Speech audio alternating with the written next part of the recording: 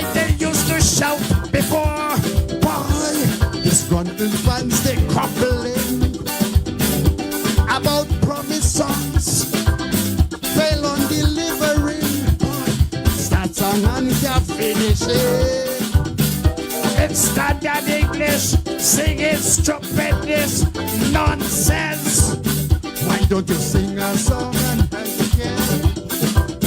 Tell me what happened to me fair share when the money disappear.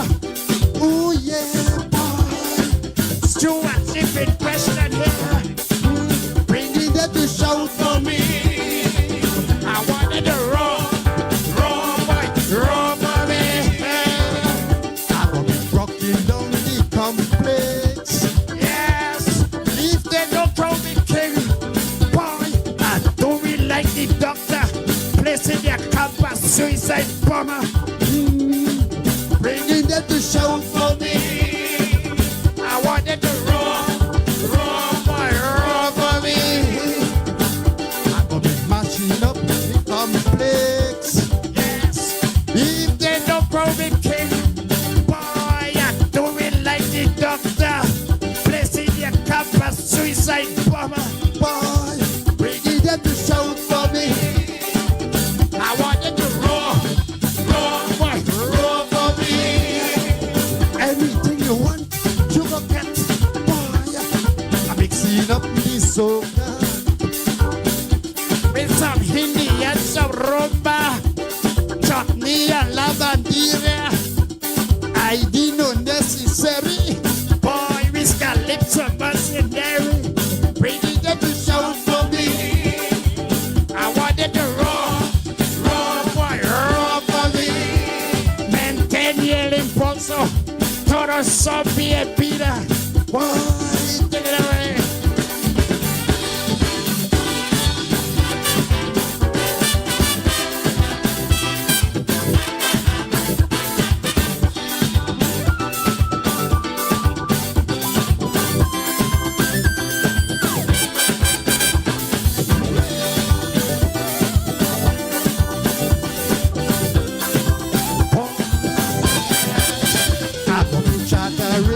Airlines, see bridge and see taxi, bringing them to shout for me.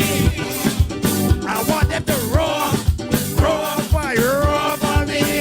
You don't know, you got to spend big money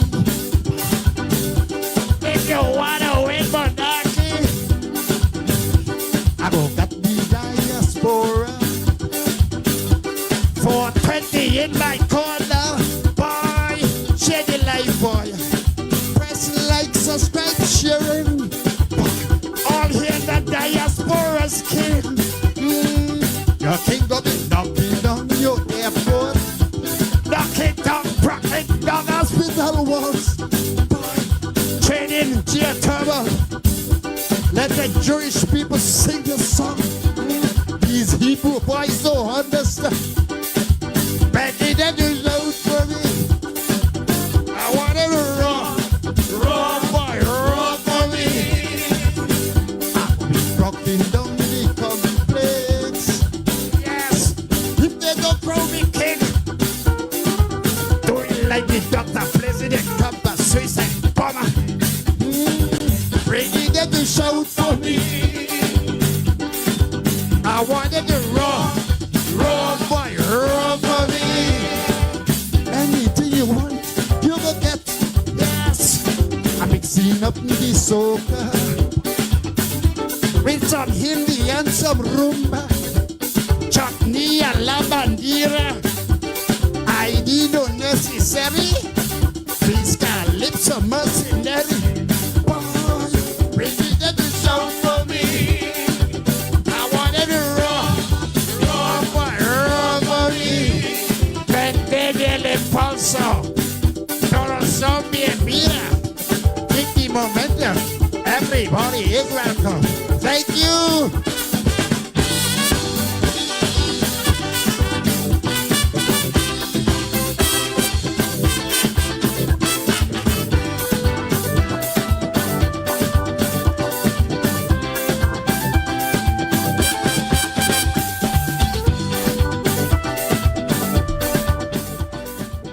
Good evening and welcome to another edition of Tell Me. It means that it's a Thursday night and we're here in the studio with you.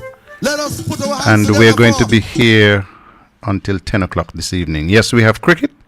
We'll join the cricket after we finish with Tell Me. And so those of you who are a little bit concerned and wondering if we were going to be bringing Tell Me for the full duration, yes, we are. And so you can look forward to spending some time with us. We'll be back right after this.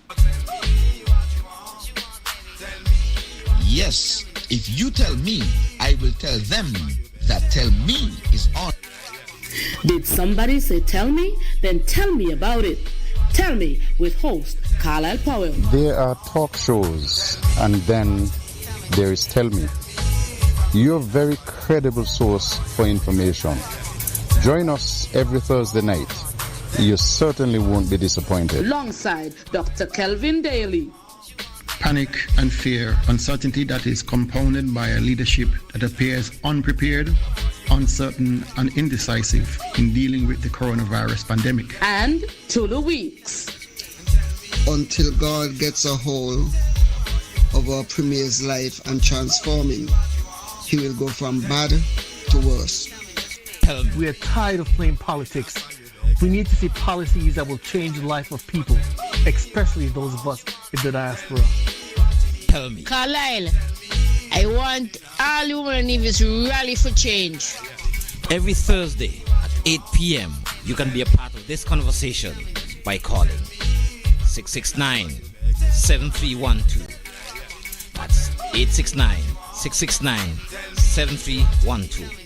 Also available on WhatsApp or from the diaspora 917-460-2187. Every Thursday night from 8 to 10 p.m.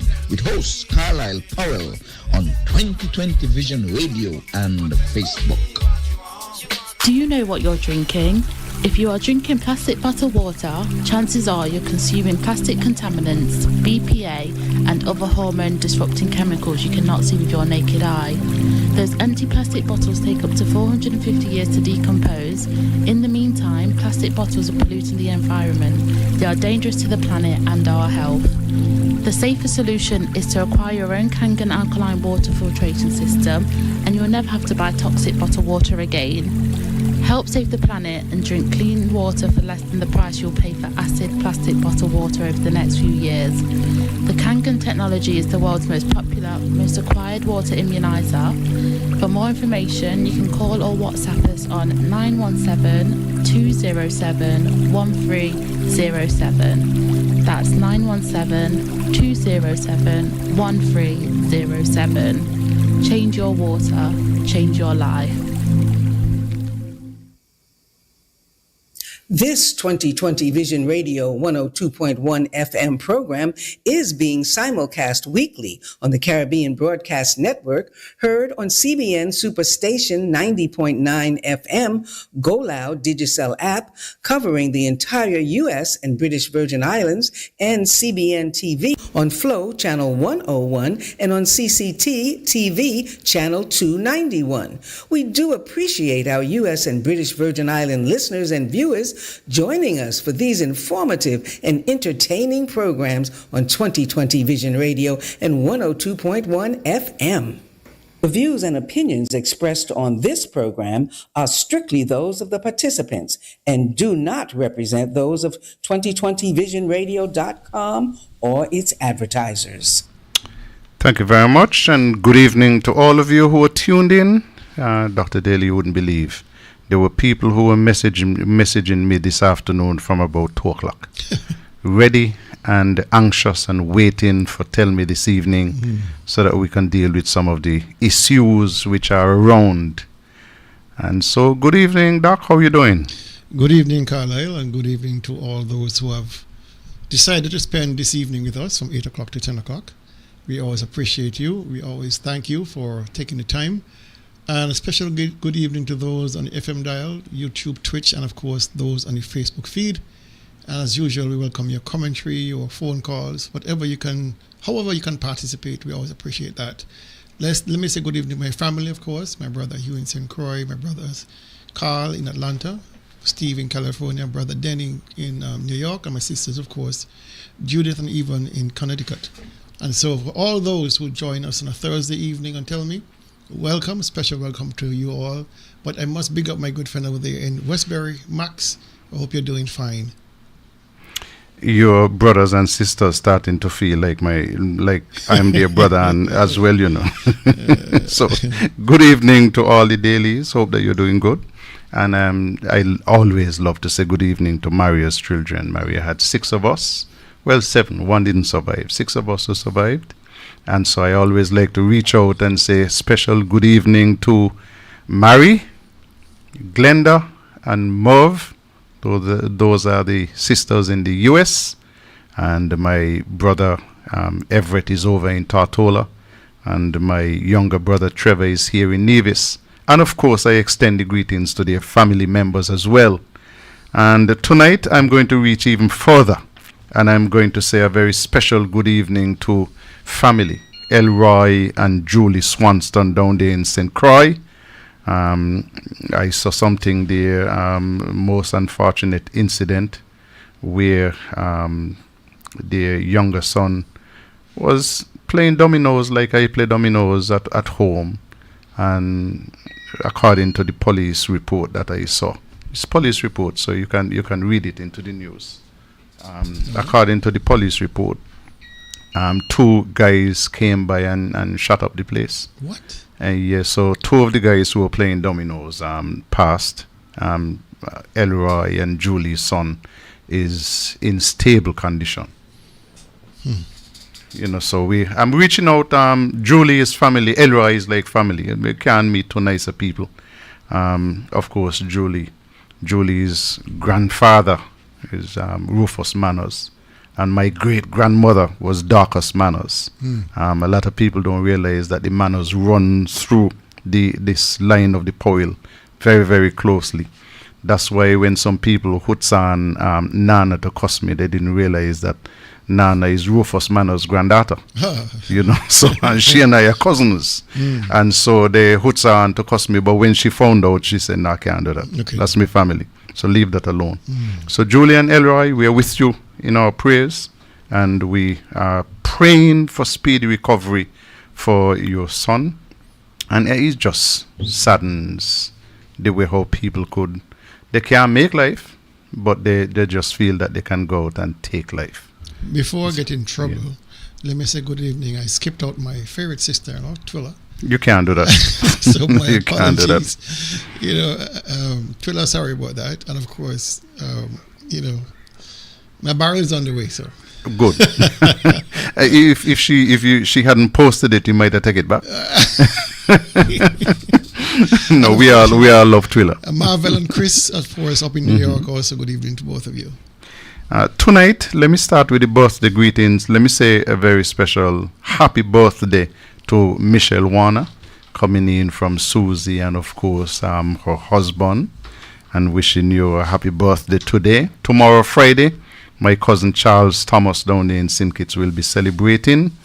On Sunday, 23rd, I see Vita Morton will be celebrating. On the 25th, that school that I am so fond of, Nevis Academy, will have their graduation on the 25th. And on Wednesday, the 26th, that's a special day. Not just because Jamila Body will be celebrating her birthday, but because Millie and John will be celebrating their 44th wedding anniversary. You hear all them pushing the years? 44. 44th wedding anniversary. Millie and John. Millie and John. I wasn't born yet. But it's a lot of years. Millie is my good neighbor up the road. So to you and your husband, John, we're reaching out and we're saying happy anniversary when it comes on the 26th. And we wish you, I want to wish you another 44 because in the Bible people used to live long. I don't know why we're not living so long now. But the Reverend is here. He might be able to explain it. Good night, Tulu. Good night, my brother. Good night, Dr. Daly. Good night to the viewing and listening public. Welcome to On Target. On Target? He's telling me it's Thursday, not Saturday. I was discussing On Target a couple of days in the week. Okay. So it's on my mind. It's all right. That's all right. One and the same. Yeah, same message. Okay, we're going to ease into the program because I expect a couple of phone calls tonight. And we have some weighty matters that we are going to take care of as well. So let me just back up and say good evening as well to my good friend Mrs. Jeffers out there up the Mount Lily Road. Hope that you're good. I really got to get out and see you one of these days. And then to the two Lorettas, Loretta Clark and Loretta Tyson, wishing you all the best. Cousin Tanya, I don't know where you're gone hiding, but I haven't heard from you recently, so we got to touch bases. Nothing happened, but we got to stay connected even when nothing happens. So let's make sure that we're good. I was away last weekend. Went down to Anguilla for support to the Francis family. And so went to a funeral down there. And there is a video that I'm going to play just a little bit later from Anguilla. And you'd be surprised at a couple of things. But one of the things that surprised me when I came back into Nevis, I nearly pissed my pants. Came in, cleared customs, came outside, and then I was met with some workers from NASPA who told me, listen, there's an entry fee of $25. I'd never heard about it. Honest to God, I'm not telling any lie. Entry fee. There is an entry fee. You know, you pay departure tax? Yeah. Well, there is now an entry tax. At the airport? That is what I was told, and they were not joking. They had the receipt books. There's an entry fee if you come into the Vance Amway International Airport of $25. You're making joke, man. As serious like a judge. You dreamt that last Well, evening? I could understand. Nobody's leaving. There's no departure, so you have to tax them on your rifle. There is a departure tax, though. But I'm serious as a judge. This is not a laughing matter. No, these guys, what I find about NASPA these days, and I've heard so many stories about NASPA over the last month, they are desperate for money, and so they are changing the rules to suit their collection methodologies. And so persons who used to get concessions for travel to St. Kitts and the Orly terminal are now forced to pay the $5 departure while they had a concession. The concession no longer applies. You know, so even on the weekends when the concession should be in effect, they say no. So a guy who has 10 employees who goes to St. Kitts to find work, they used to pay $1 per person as a concession. No, they have to pay $50. You know, plus boat fee for 10 persons. So before you make $1, they are taxing you at the Orly terminal. You know, it's just this government here is just doing things to people on Nevis, just zogging the pockets. You know what I mean? The term zogging? Marble, you zog somebody. Yeah. That is what they're doing to people. Every opportunity they can find, every means and mechanism they can find to zog you out your money, they will do it. The same thing applies to St. Kitts? No, I can't recall the last couple of times I went to St. Kitts that I paid any entry tax. So then if I'm traveling, I'll be going out through St. Kitts and coming back through St. Kitts. I have never heard, forgive me for being ignorant, I haven't traveled in a long time. I haven't been on a plane since 2016. But I've never heard of an entry fee. I think there's a departure fee, so I don't know. I think Antigua was speaking about it. I think Gaston, I'm not sure if they implemented it, but there was talk about doing it. Listen, you have to pay to maintain the facilities. But in Anguilla, for example, the departure tax is $75. In Nevis, it's $25. Why not just charge me $75 on my departure, rather than tell me that I am coming back home and I have to pay an entry fee? It's not 50, departure is 50. So if you didn't pay, why don't lock you up? I don't know, maybe they would lock me up to until I get the $25. I just found it, I'd never heard about it, and I've worked at the airport for 20 years. Never heard of it? I've never heard of an entry fee. I've always known that there was a departure tax. Well, when I travel, I come back broke. I mean, really broke. So come back with $25. So now I have to come back with $25. Okay. Well, we come in line with Anguilla. If Anguilla is charging departure tax of $75. 50 plus 25 is 75. In Nevis is 50 going out, and 25 comes back to that's the point I made. I said, listen, why not just charge me a departure tax? I don't mind paying the 75 because that's what I had to pay to leave Anguilla. But why charge me an entry fee to come home? Home coming. Anyway. You got about the song to sing. Yeah. It's going to bring in some money. Culturama is coming up. People coming in. Those people who are coming in and have to go back out better work with the $25. Well, tell them. But they heard me. Okay. Yeah. Mark waiting for you. I come. $25 to go back out. No, not 25 to go back out. No. 50 to go back out. 25. Oh yeah, 25 to come in. Yeah. Okay. You ready with the about the song? Yeah, well, let me catch myself from now on a little bit. All right. Happy birthday to you. Happy birthday to you. Happy birthday, happy birthday. Happy birthday to you. And as usual from us in the studio, may you live to be 101 and us 101 minus a day, so we don't have to see you go. May God continue to bless you with good health, strength, and of course, wealth. Okay. The king wanted to do a release this evening, and when a king makes a request, I can't tell him no. So we're going to release a calypso this evening before we get into the other matters. And I have a poem from Ras Muntu too. So I want to play the poem from Ras Muntu as well. We're going to start with Ras Muntu, and then I will do the release from Lady Destiny, Cheers to 50 Years, and then the king will call us for a couple of minutes. So let us go to Ras Muntu first of all. Song called The Journey. Oh my God, oh, I be hinting town 50. Oh, so you don't know what me talk about? So you know remember Cabo, Boots, Lyra, Oma Johnson, them had a group named Nidax Do Drama? And 74 them come a little further and start Culturama. Hours before the show start, I be a hall hinting or finish the fence cross the path. You know you had enough movement? Upper high school, down a club, and out a park you went. But now we got your own hinting make out a black sand cement. You know, Lucina and Zio are the first Okron Queen and King. Since that the whole of Navy is participating. Remember Pupil and Big Daddy, Clown Master, Daryl Doe and Tudor, Cakewalk Dancer, Animes, Miss Juby and Tita, all made their contribution. Gladys still away to plait the ribbon.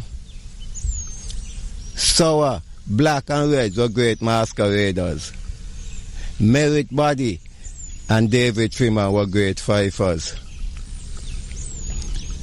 Sambo as the fast gunman, Puss and Euclid as a wild Indian.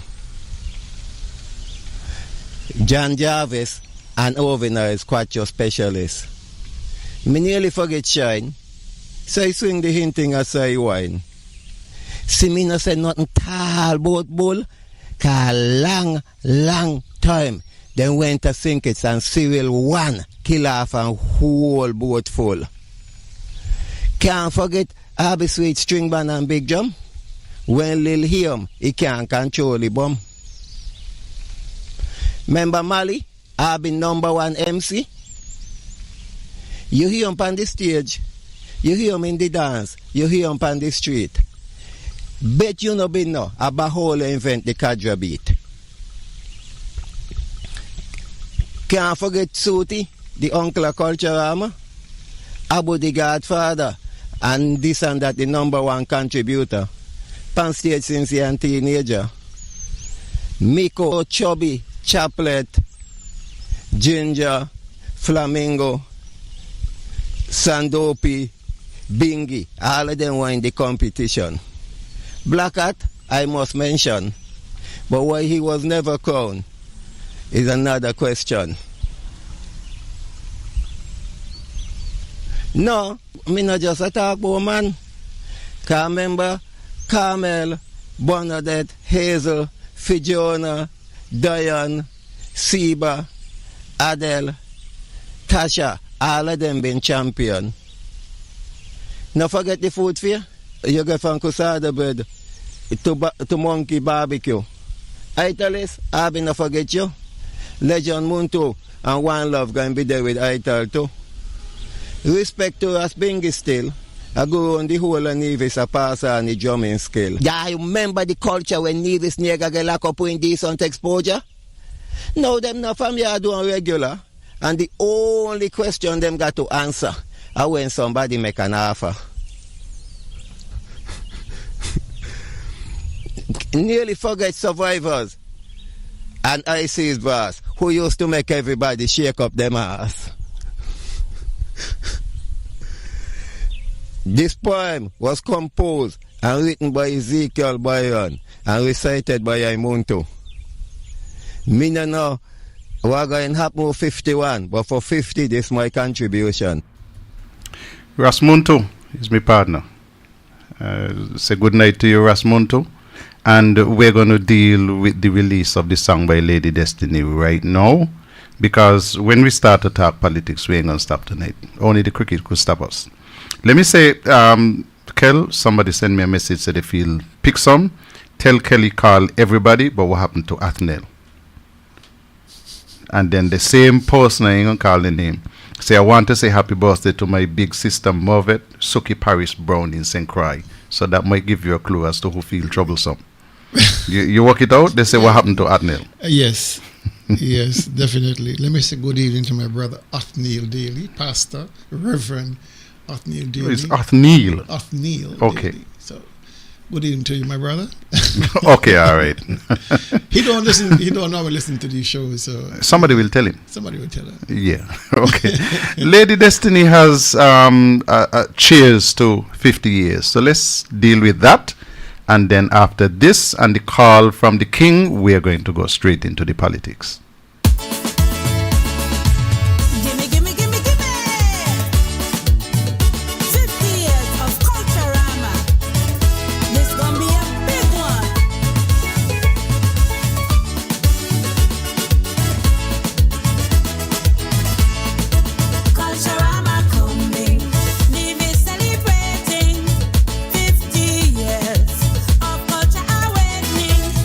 Feeling pride, we feel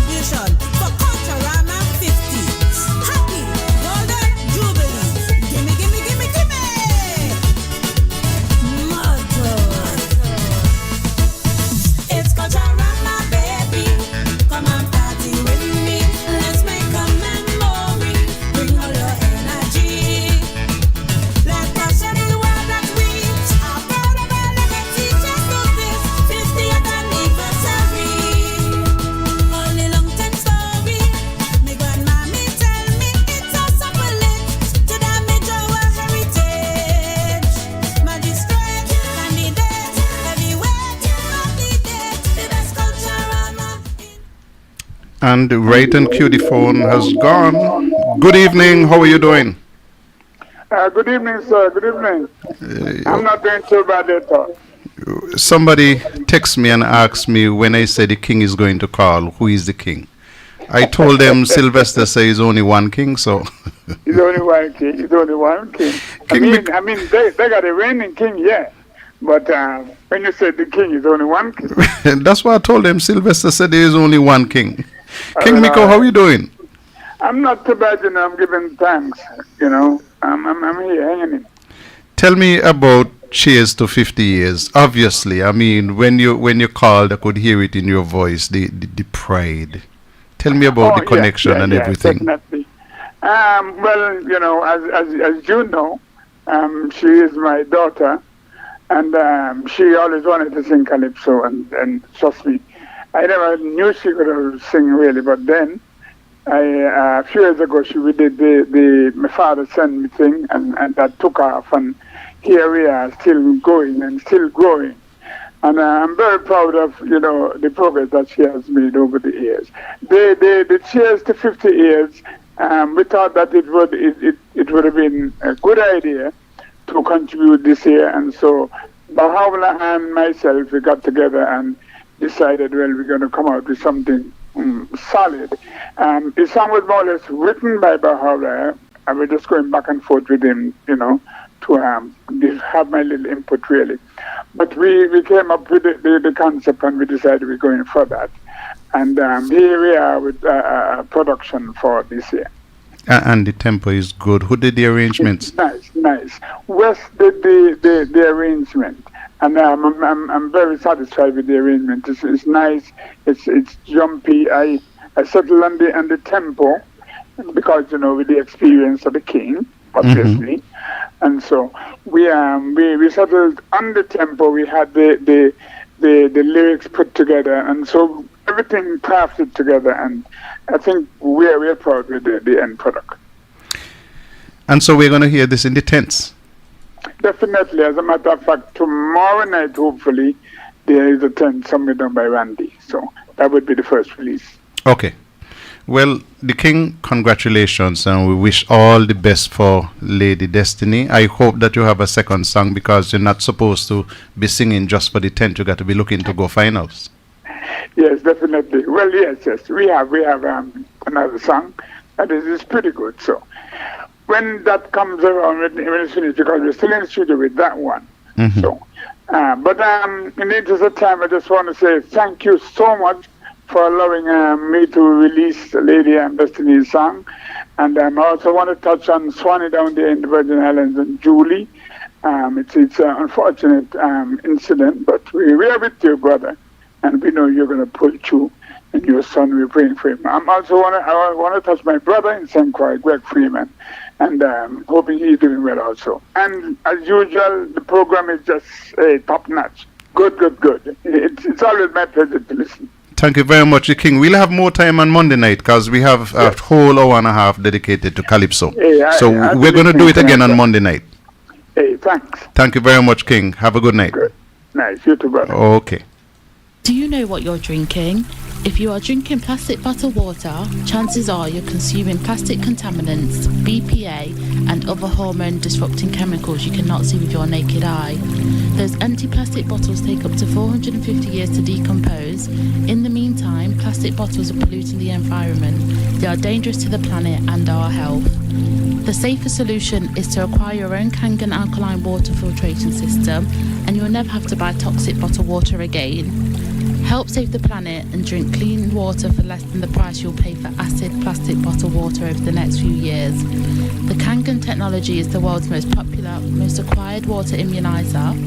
For more information, you can call or WhatsApp us on 917-207-1307. That's 917-207-1307. Change your water, change your life.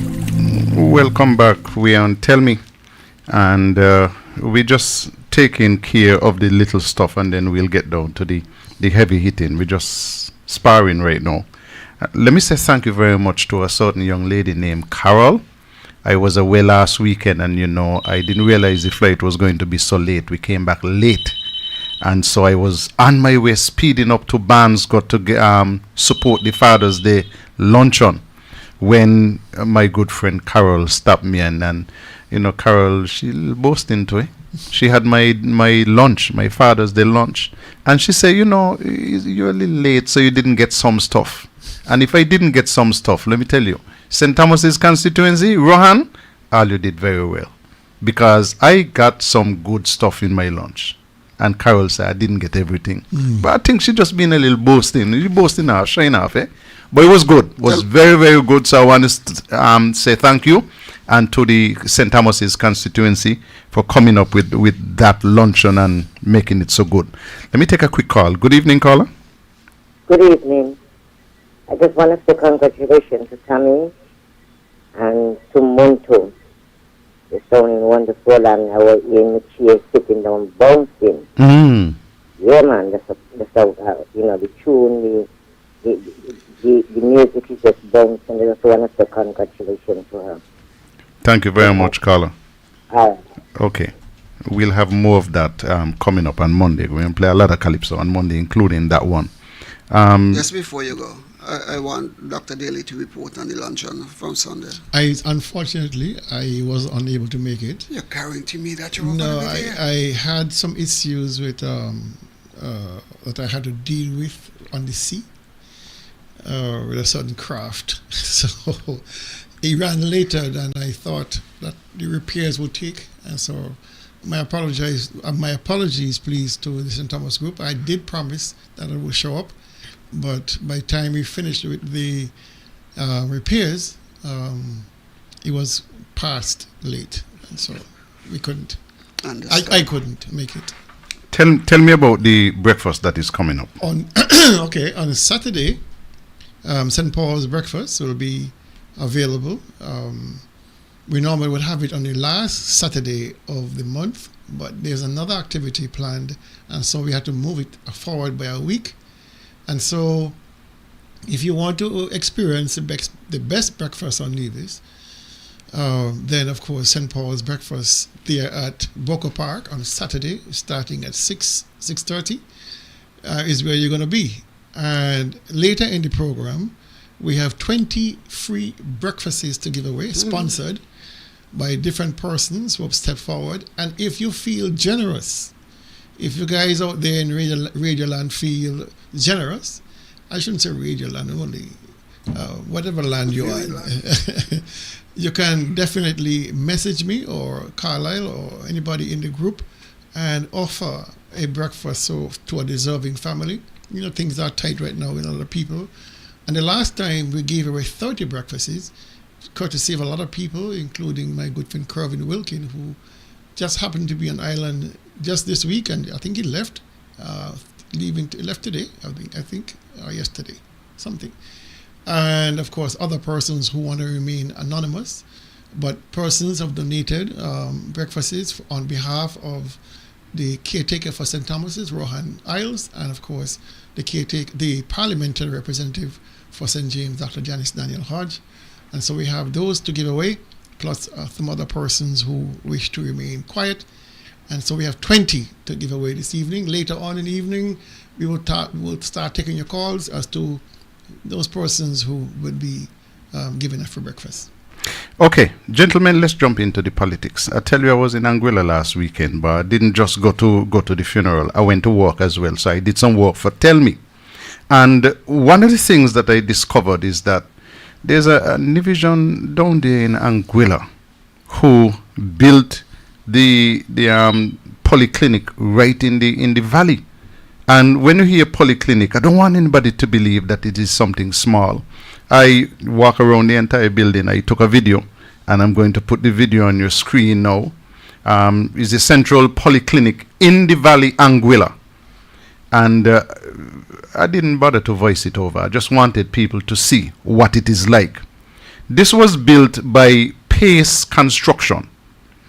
Is a young man from Brown Pasha. We call him Idi here in Nevis. Idi. Louis Leibert. And when I saw this, I decided, Jesus Christ, this is about the size of the hospital wing here in Nevis that we farm in the fool with. And so I used my contacts. I got a few good contacts down in Anguilla. So I called my contacts and I said, well, listen, I want to get the cost of this building and I want to know how long it took in the construction phase. So I was told by the initial contact, but it's a Nevis man builder. I said, well, I know, I found out. And the funny thing about it, I had, I can't say I had drinks. I had a half a drink with Edie Saturday night.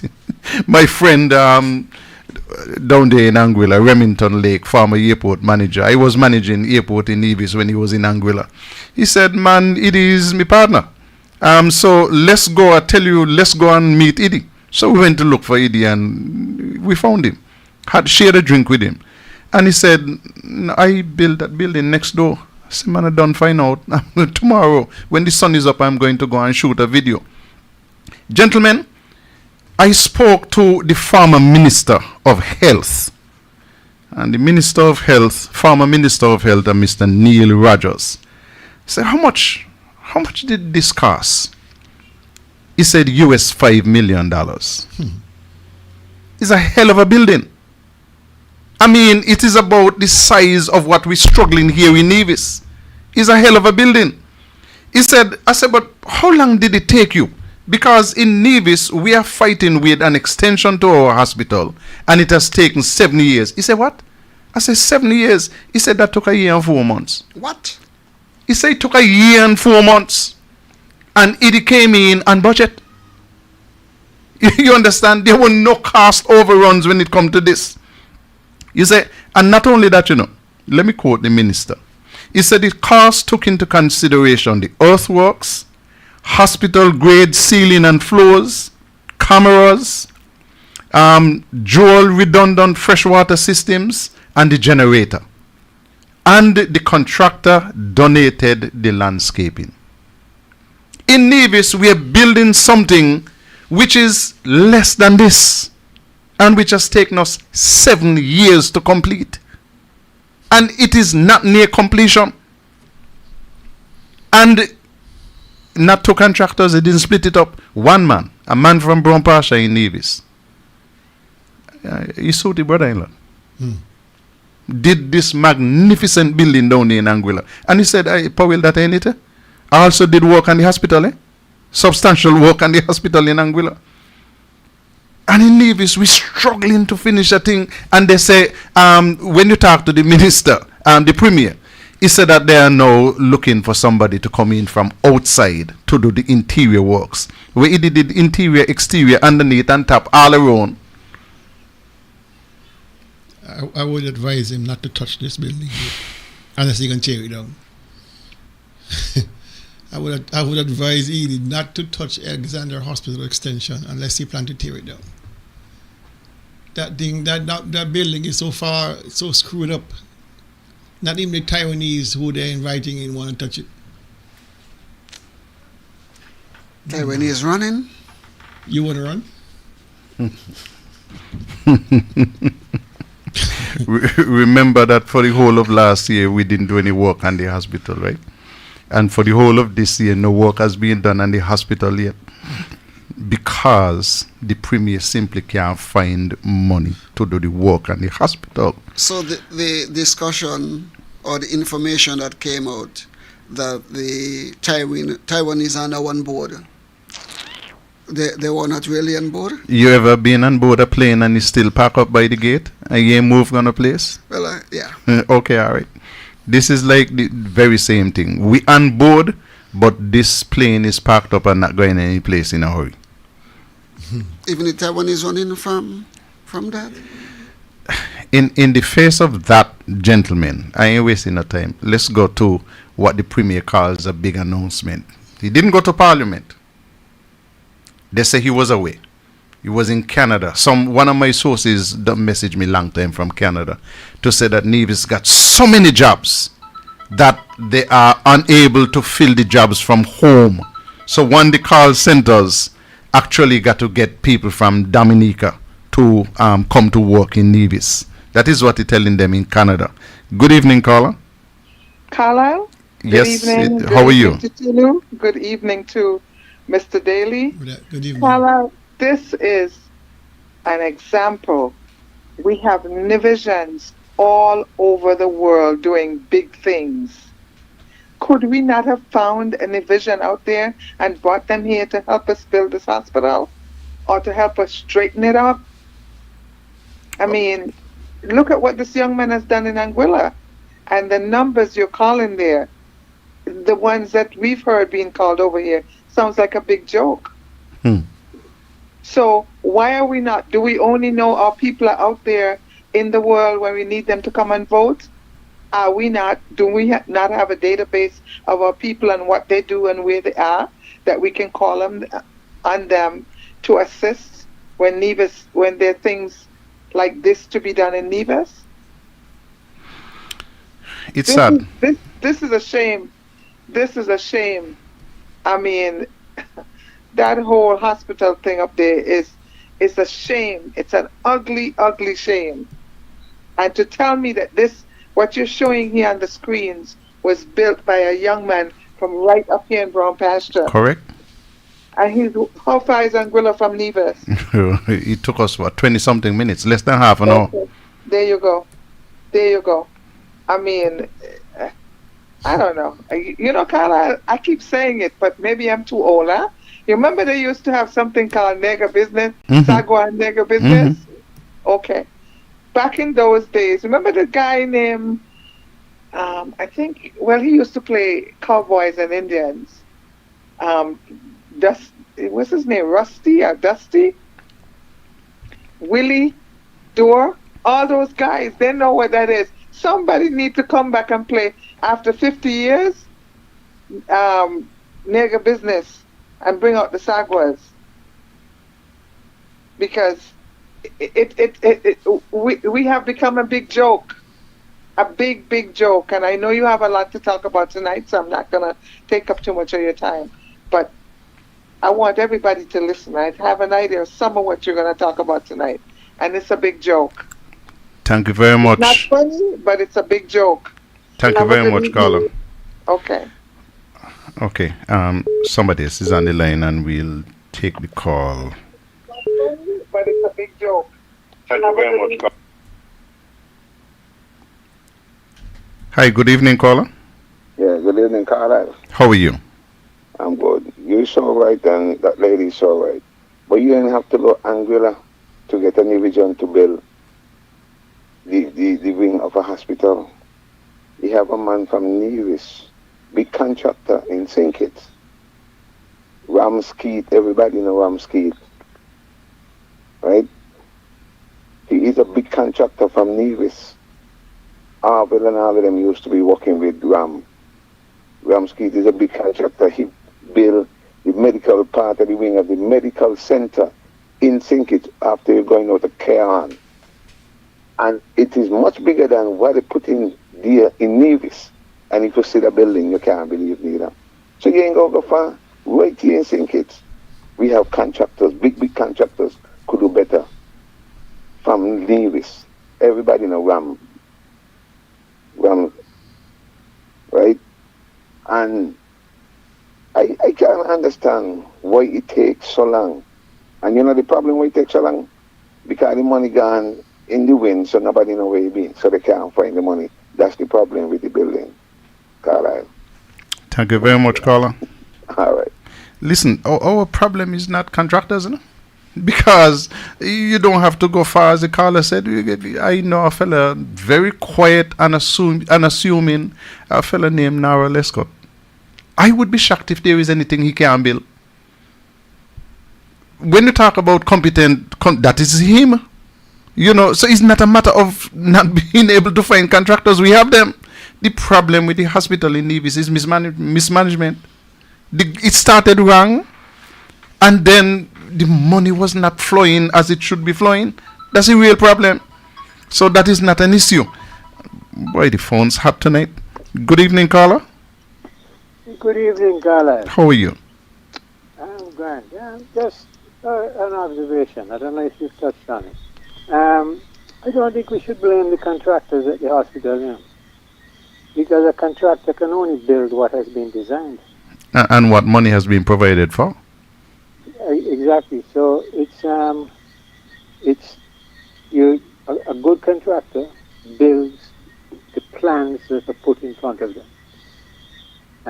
You can't expect a contractor to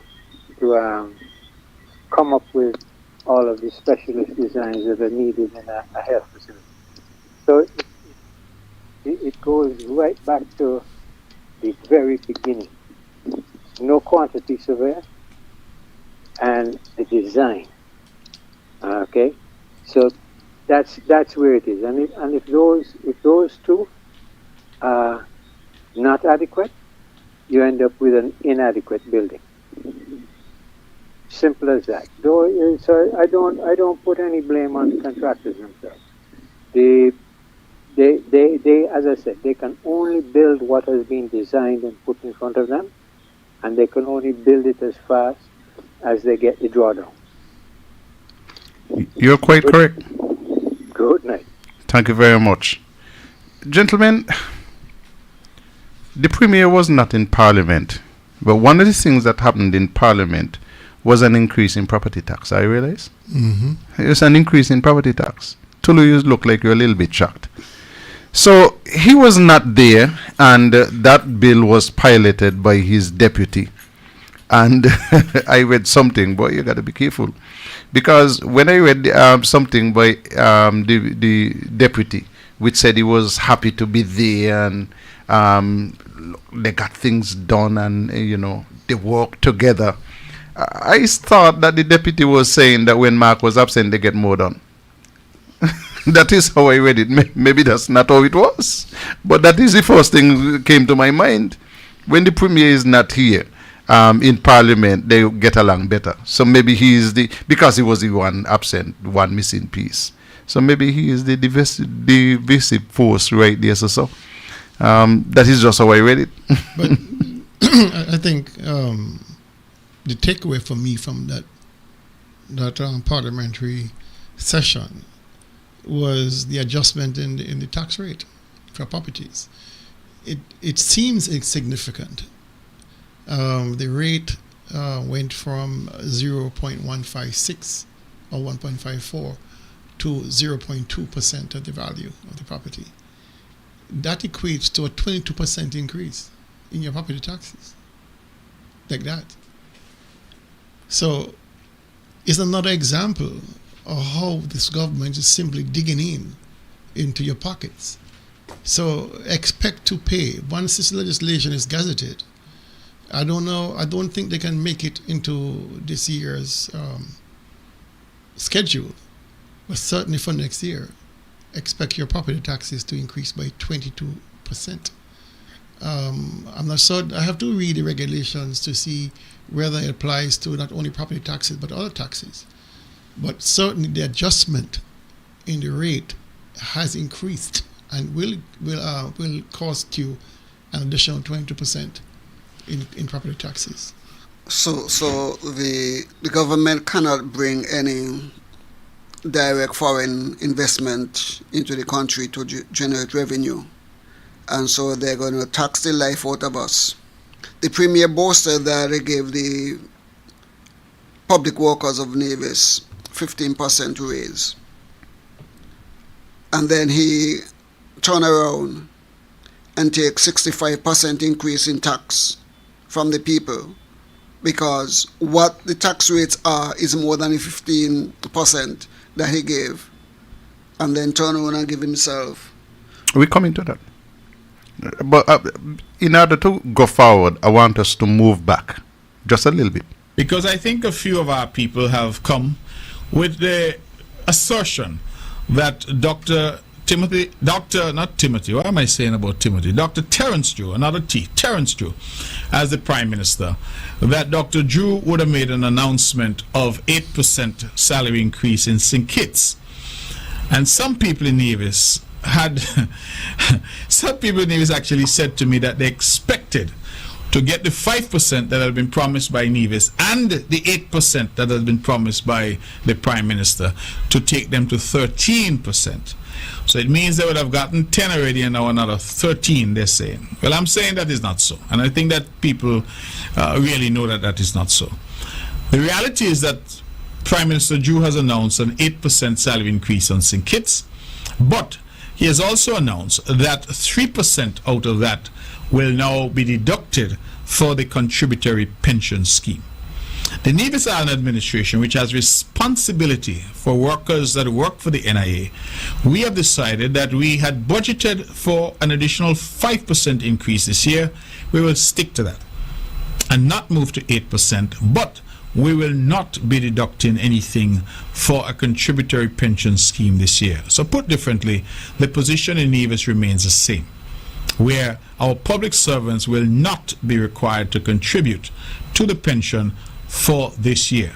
In St. Kitts, the Prime Minister is saying, I'm giving you 8, but I'm taking back 3, essentially, because I'm now going to be deducting that. So I want our people to understand the dynamics of what is at work here.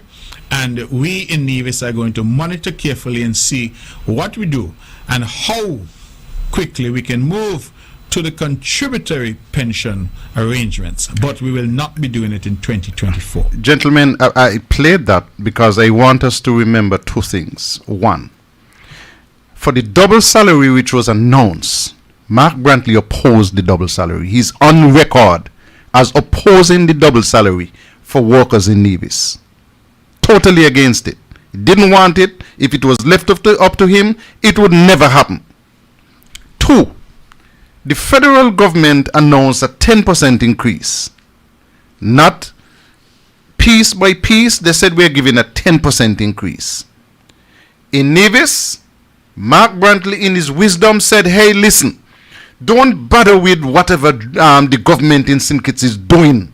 We are not doing it. All you can count money. So I'm not giving you no 10% one time. I'm giving you 5. I'm giving you 5. And just because I kept back your 10%, I'm going to give you a third 5%. So he announced 15, federal government said 10, but you're getting yours piece by piece by piece. Comes the announcement this week at the press conference. Let me play it for you. Now, to my first big bit of news. I want to announce that the Cabinet has determined that there should be a salary increase for parliamentarians here in Nevis. On around the 22nd day of February 2024, incidentally, let me advise that this was a statement that I intended to make yesterday in the Parliament. But since I missed the Parliament, I will make it now. So on or around the 22nd of February 2024, a resolution in the National Assembly increased salaries for federal parliamentarians.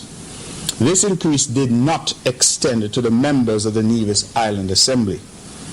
In public statements by me reported in the media on April 2nd, 2024, I stated that the increases did not apply to Nevis and that the Cabinet of the NIA will have to consider the matter in relation to Nevis.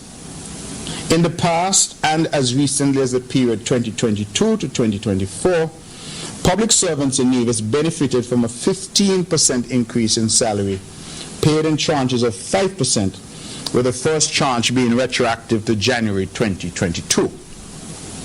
Parliamentarians in Nevis did not benefit from that increase. The Cabinet of the NIA has been advised that in the past, salary increases for parliamentarians in the Nevis Island Assembly mirrored those in the federal parliament to maintain parity between the NIA and federal parliamentarians. Alternatively, salary increases to NIA parliamentarians sometimes mirrored increases to the public service in Nevis. Put differently, the practice, it appears, has been that whenever there are increases at the federal level for parliamentarians, then there will be some adjustment on the Nevis Island Assembly level as well. And alternatively, when increases have been given at the local level to our public servants, that those have been mirrored as well. You will recall that I indicated that in the context of the recent increases, the parliamentarians in Nevis did not receive any of those increases. The option then for the Cabinet in Nevis was to increase salaries of NIA parliamentarians to the same levels as the increases in St. Kitts, or to increase salaries of NIA parliamentarians by the same percentage as the increase already paid to public servants in Nevis. On the 8th of May 2024, the Cabinet took the decision to increase the salaries of NIA parliamentarians by 15%. That is the same increase that had been given to our public servants in Nevis, and that will be effective June 1st, 2024. This will maintain the position of parliamentarians vis-à-vis the public service in Nevis, but unlike public servants in Nevis, this increase will not be retroactive. So the increase of parliamentarians will commence on the 1st of June and will go forward. It will not be retroactive in terms of that increase. For the avoidance of doubt, the 15% increase in emoluments to the NIA parliamentarians will apply to the President of the Nevis Island Assembly and all members of the government and opposition benches, effective June 1st, 2024. Gentlemen, just a couple of things. Dr. Daly, I see you on your long run. You're ready to go. Just a couple of things. In St. Kitts, there was a committee to review the salaries of members of parliament. Point number one. Point number two, in St. Kitts, this matter of the increase in the salaries of parliamentarians was brought to the parliament and debated in parliament. In Nevis, these fellows feel that they have the right to just say, okay, all right, we're going to announce it by way of a press conference. No debate in parliament. Parliament debated the day before the announcement was made. And this was not on the order paper. Let's go to the phone lines. Good evening, caller. Good evening. Just a quick observation. Did I hear the Premier say that it was effective 1st of June? Correct. And this statement was made when? On the 18th of June or the 17th? I think it's the 18th. The 18th? Yeah, I think it's the 18th, but it's this week. Wait. Is that not retroactive? You got a point. You have a point. Anyway, the other thing is back on the tax issue, just very quickly. When a government increases taxation, it's basically admitting failure.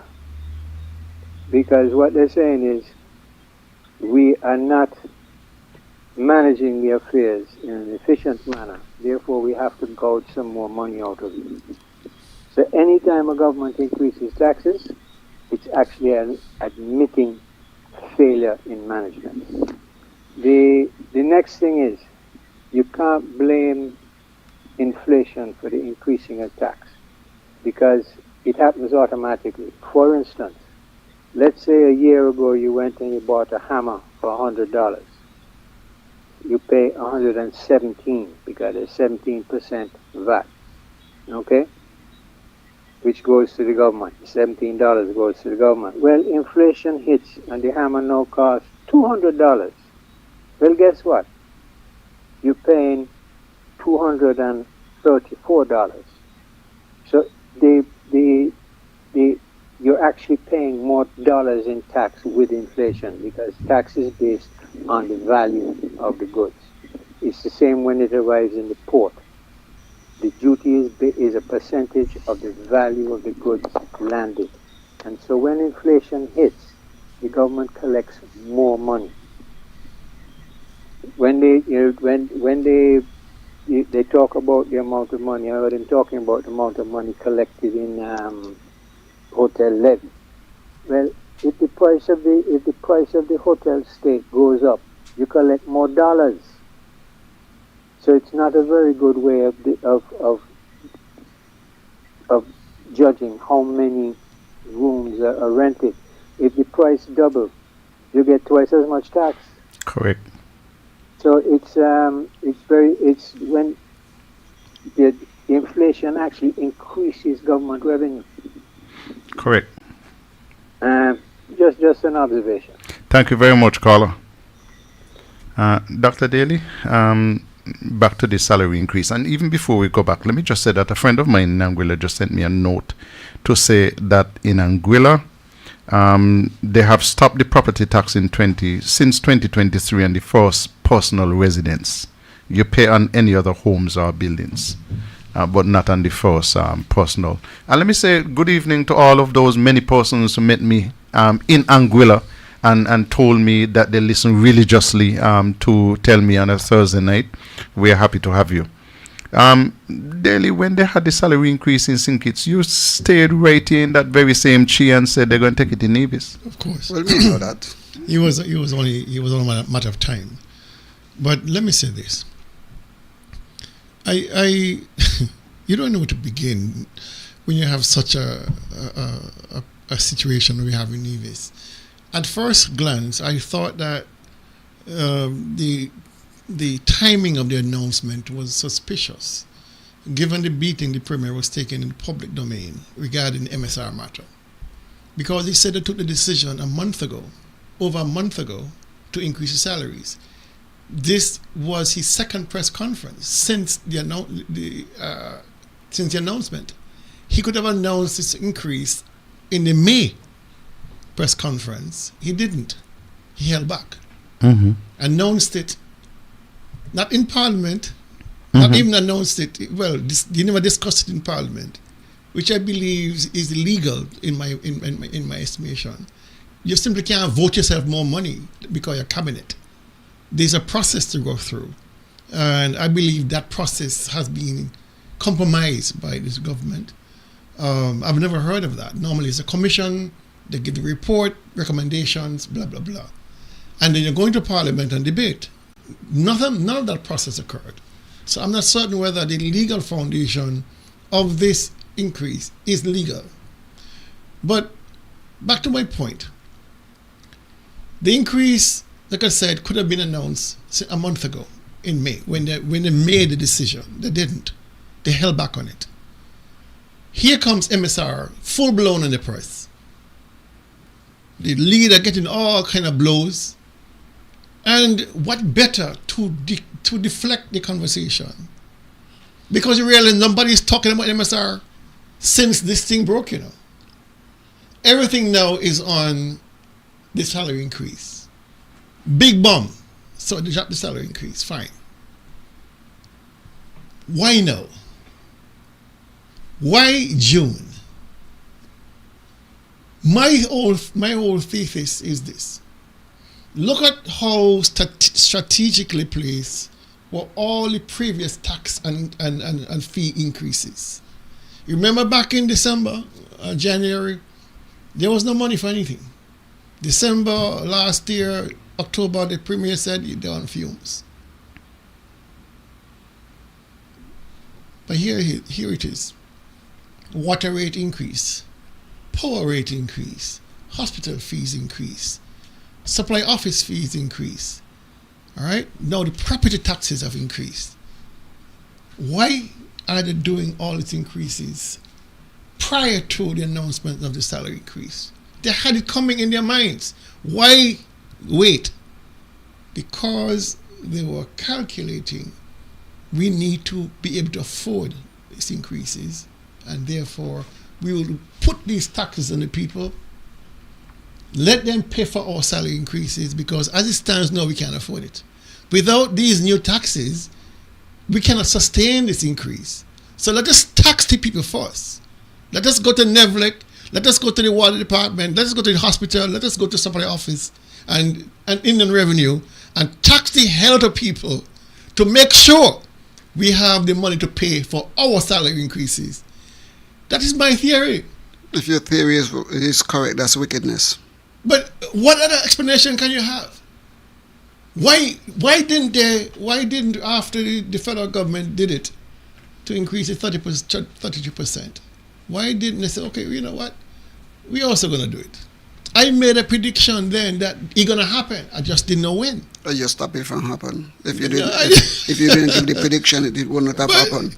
They would have done it already. The regular household up there need to understand that they are the ones, through the higher taxes they're paying, are the ones paying for that salary increase. So the ministers who are already making top-notch money. The Premier now, between the federal government and the NIA, is going home with $285,000 a year. Doesn't matter to him.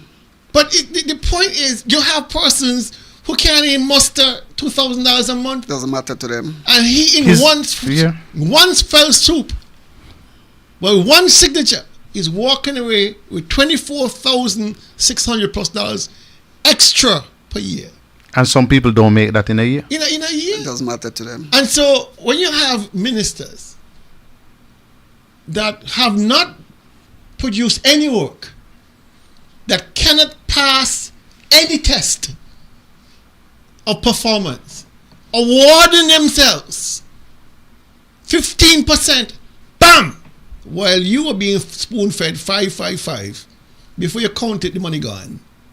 Why are you not holding yourself to the same standards you're asking public service to be held to, which is performance-based increases in your increment? Why aren't you holding yourself to the same standard? You have not finished the hospital. You have not done the kind of work for geothermal or water. You have not made us any richer. You have made us poorer. You have not grown tourism. You have not grown foreign direct investment. So what are you rewarding yourself for? On what basis? On what merit are you getting 15% increase in your salary? Because I can do it. The only reason these guys are in the departure lounge and they figure, listen, let us feather our nest even more, so that when we leave government in a few years, 3 years, we have more contributions at higher levels in Social Security, in our pension, we walk away fat and heavy. That is a real objective, because no government with any common sense can look at the present dynamics of our economy and say, you know what? Let me pile on some more debt upon them. Let me take some more money from them. They know they will not succeed in the next election.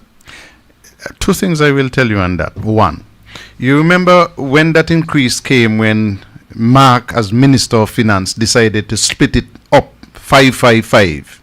One of the things that he said is that, listen, we didn't budget for this. Mm-hmm.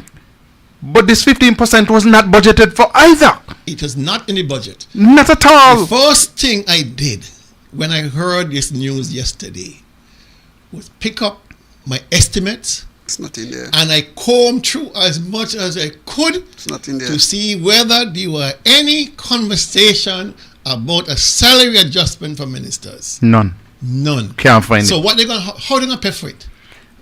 There's something. They have to do a reallocation warrant. Appropriation. Warrant. Doesn't matter to them. But Dr. Daly, you're into poultry, chicken rearing. If you take a fox and put it in your full chicken coop to look after your chicken, what do you expect the fox is gonna do? Okay. And what will happen? We have elected a bunch of foxes to mine chicken. And so they eat the chickens and the eggs. Let me tell you something, Tulu. These guys have figured they have 3 years left. 3 years.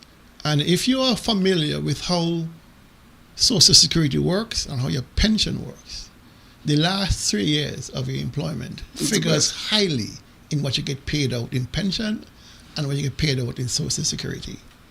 This is all about them. The fox is looking after what is in their best interest. About them, and they don't care if they extract blood from the taxpayers of Nevis to make sure they are looked after while they depart from the public service. You know, something is missing, because the Premier spoke about 15% increase in wages on Nevis.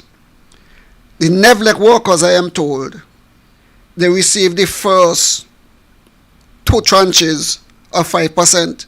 But up to this moment, they have not received the total 5%. So Nevlec workers hasn't received 15% yet. Well, let me tell you something. Public servants have not gotten an increment in 3 years. All right? 3 years. They were told the government has no money for increment. Public servants who have travel as part of their duty, their travel allowances have been slashed down to almost zero. You understand? The government has no money to pay for promotions. So persons who leave the service, you're elevated, but you're not paid the position for the position. These are things that the government has subjected public servants to, where they are taking a 15%. Stick up in. Good evening, caller. Good evening, Mr. Powell. How are you? I am getting better and better. Yes, this is Janice Daniel-Hodge, and I just have to call in this evening. We're happy to have you. Well, thank you. One of the concerns that I have, we were in Parliament on Tuesday, and nowhere on the order paper was anything about salary increase. And so when I heard the Premier mention that a salary increase would be implemented, I was really shocked. Now, we are looking at trying to get to a sustainable island state. And I must ask, why the disparity between what happens in St. Kitts and what happens in Nevis? I don't know if you can recall when the federal ministers were debating their salary increase. It didn't come at a press conference. There is a process in place. There needed to be. The Salary Review Commission had to do a study and make a recommendation. It then had to be debated in Parliament. And so, being in Parliament on Tuesday, not seeing anything about salary increases, and then hearing the Premier at a press conference saying that this is what the Cabinet decided, I must question whether or not that is constitutional, because the Parliament operates on one level and the Cabinet operates on a different level. And so I would have been looking forward to the opportunity to give my contribution to any proposal that came regarding a salaries increase, understanding what we marched about the other day. People are struggling. The salaries that people are receiving is not sufficient to keep up with the cost of living. And to listen to the Premier, unabashed, to say that he is giving a 15% increase on top of what he already received, I must question whether or not that increase can actually follow through. And Mr. Powell, you were a parliamentarian, and I've spoken to a few other people, and this just that does not seem the proper way. I mean, where's the discussion? Where's the transparency? On what basis did he arrive at the 15%? He just comes up and say, well, I think we deserve a 15%. No, that is not the way the Parliament operates. And so I must question whether or not this is something that can, go through. And I agree with Dr. Daly. I looked in the estimates as well, and there is no mention. You look at the budget that was presented, no discussion. And so the Premier wakes up one morning and decides that I think I want to do a salary increase today. And just like that, no. So something is wrong with that fundamentally. Is improper. Yes, and so we must question. Now, I took the position that if you're going to give a salary, I am not going to say, well, no, I reject it. Because there are too many people that reach out to me on a daily, weekly basis who are struggling and who I am struggling to try to assist. And if the government is not going to give it to them and I have to give it to them through that means, then that is what I would do. But fundamentally, we still have to question whether or not that decision taken by the Premier is a constitutional decision and whether or not those salary increases can actually be applied. I'll say good night for now. Thank you very much. I think is an important point. You look at the way it was done in St. Kitts. There was a review committee. The committee did its business. It met. It sent the recommendations to the channels in government. and the bill was presented to Parliament for debate on the floor. They had the debate and they had to go through all the different processes, and they had the salary increase. But it was ventilated publicly. In Nevis, the Premier just wake up a morning and decide, hey, listen, fellas, you took a 15% in St. Kitts. Remember we said in Nevis when there was this 10%, hey, we can't give it because we didn't budget it. But no, we are the affected persons. We don't care. We're going to take 15 one time. But I remember 2006, I had a discussion with the great Sir Simeon Daniel. And he made a comment which I knew was correct at the time. But in light of this, is even more prophetic. Listen to this. What we're seeing now is that, okay, the CCM guys, they're getting richer, but the poor, they are getting poorer. And they like that. 2006, Dr. Daniel said that. But 2006. Is the truth. But this is not the first time that the Premier took it upon himself to do things that are outside of the norm and that are illegal. You'll find that throughout the 40 years of our independence, 40 years, right, of our independence, whenever the federal, let's take the call. Good evening, caller.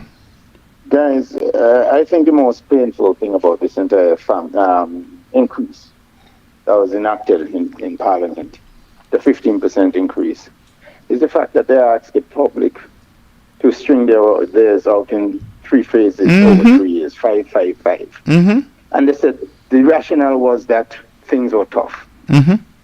But what is it today? When you've increased electricity, you've increased water. The guys just said you increase something, coming property into the tax airport or whatever, and all these other taxes. And on the same civil service, why couldn't you just spread it out 5, 5, 5 for yourself? It makes no sense, especially in this type of time when you say you're in such austerity, you're taking austerity measures and all that, but you're taxing the poor more. It makes no sense, and I think that is what really gets to the heart of people at this point. It is insensitive what they've done. Really insensitive to the public and the civil service. Thank you very much, Carla. Yeah, man. Wait, listen this before Tulu. This is part 1, and this is something which was written by Hazel Brandy Williams. It says, to pay or not to pay, part 1. In quotes, everybody is worthy of wealth. And Hazel writes, I for one have absolutely no problem with a pay increase, but it must be 1, justified by performance, 2, fair compensation, and 3, time sensitive. The bombshell which the Premier dropped on us yesterday lacked all of the above. It suggests to me that he was either ill-advised or he has absolutely no respect or regard for the present state of the economy and by extension the people of Nevis. Mr. Premier, tell us, how do you justify an additional 15% pay hike for yourself, amassing a whopping 48% when you have not 1, delivered fair share for Nevis after 3 elections, 2, completed major projects, example the Alexandria Hospital, 3, attracted any major investment that could employ 60 or more workers, 4, grown the economy. Clearly, your performance does not justify your pay. So tell me, how can your 48% increase in less than 12 months be fair and equitable when civil servants were given 10% over a 3-year period? You receive yours in 1 tranche where you can see it and feel it, while hard-working, dedicated civil servants were paid in hacks and herring, according to my grandmother. That is not fair compensation by any stretch of the imagination. Mr. Premier, I want to tell you, you are spending bad, Mr. Premier. You are making bad financial decisions, Mr. Premier. Your timing is off. 1, the economy is dead. 2, you have halted increments 3 years now. 3, the first overdraft has been converted into a loan. 4, the second overdraft is almost more than the loan right now. 5, Schools suffered throughout this term without basic needs of toilet paper, printing paper, and ink.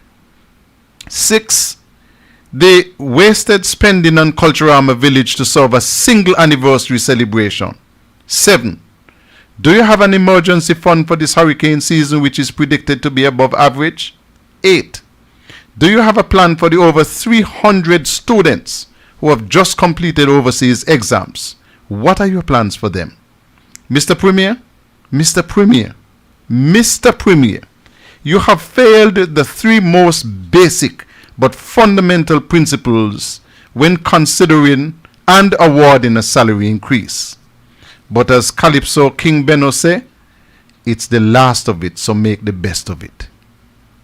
In agreement with you, is the last of it. But none of the 8 things that the writer wrote there means anything to the Premier. As far as I'm concerned, and as far as he's concerned, you can say whatever you want to say. I am going to do what I want to do. We are in a dictatorship. This is not a democracy. This is not an administration where you have an individual that care about his people. But he has gotten away with it and has been doing things the way he wants it without any regards to the law or regulations. And so norms, he broke. Federal government for 40 years or 39 years, when the federal government gives us a salary increase, it comes across the board. In the 48th year here, he decided that is not going to happen. What the federal says do not apply to Nevis because he is a bad guy. This is a guy, the norm, who take it upon himself and say, I deserve and I'm going to take 2 salaries, full salaries, simultaneously. There's no law to support it. It's not the norm. It never happened before.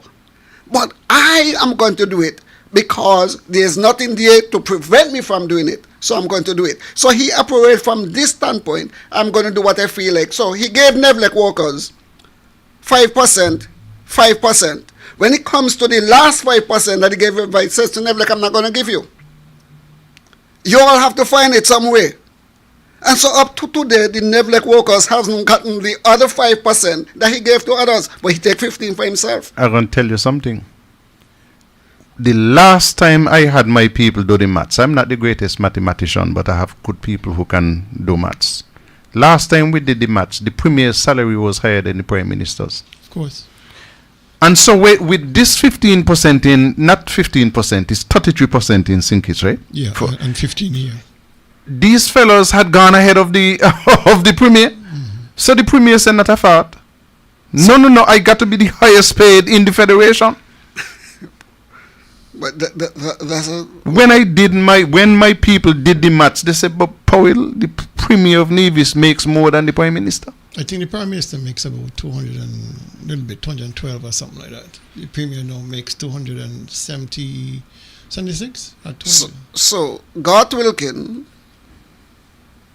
when he declared on the salary increase for federal, he said that it was justified because there were persons in the civil service who were getting a higher salary than the Prime Minister, and it should not happen. So they increased the salary over those. Now you're saying to me that the Premier of Nevis might have been saying or thinking that, hell no, nobody in the Federation should be getting more pay than me. So he increased his pay? Yeah, but I can tell you something, and I like to tell people this all along. I grew up with an old lady named Martin Powell. And Martin Powell used to say, when you got a cold, me not go drink no bush tea for your cold. In Nevis, we have the most docile, the most quiet people who are working here on the island of Nevis. Nothing better them. Including Nevlec workers. So and NASPA workers, because they ain't get the 5% either. But listen, here is the challenge. NRP had a march the other day to protest the increase in rates at electricity and water and so on, the hospital fees, non-completion of projects. And people stop home and peep through the window. Ask, where them there? How many of them? I mean, what the placards say. They didn't feel the need to get up and walk. They didn't feel the need to get up and march. And so now you have some people in Nevis who they seem to think that, listen, the premier is going to get his big increase and we shouldn't say nothing. We don't even grumble. Don't talk, because if you talk, remember that your auntie, grandmother, fourth cousin work for the government. Not them, no? The auntie, grandmother, fourth cousin work for the government. And so, boy, you're not going to say nothing. And people, listen, I just smile. I was working for the government at the airport in 2006 when I had 2 shows, one on a Wednesday, one on a Thursday, talking strictly politics. What are you going to do with Carlisle Powell? You going to turn me away? Listen. What are you going to do? I understand the fear of the people. I don't understand it. Good evening, Carla. Good evening to you. Good evening, Carla. How are you? And Daly and Tulu. I hear you, what you're just talking about, and I don't know if I think it's actually there's some justification for people being quiet. Well, that's a trippiness to me. I'm going to tell you straight up. Let me finish now, Carla. Yeah, you could finish, but I'm going to tell you straight up. A trippiness. Go ahead now. I understand, but people are deadly afraid. And afraid of what? You know how many members in the cabinet?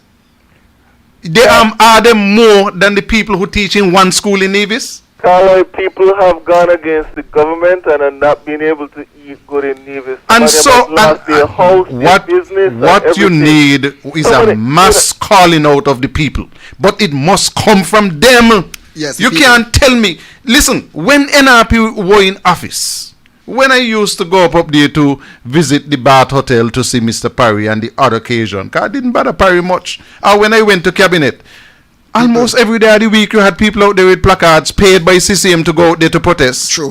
And you want to tell me that in Nevis, people head out them and they're going to call or text and say, Carlisle, Daly, Tulu, when I go down there tonight, you could please say songs, but not call me name because me frightened, me afraid. Not call me name. But Carlisle, do you remember the time when the government changed? That time CCM took power and they fired up to cleaners. Cleaners. He had a woman who was standing in the line in a pharmacy said that she lost her job and had no money to pay for the medication that she was supposed to pay for.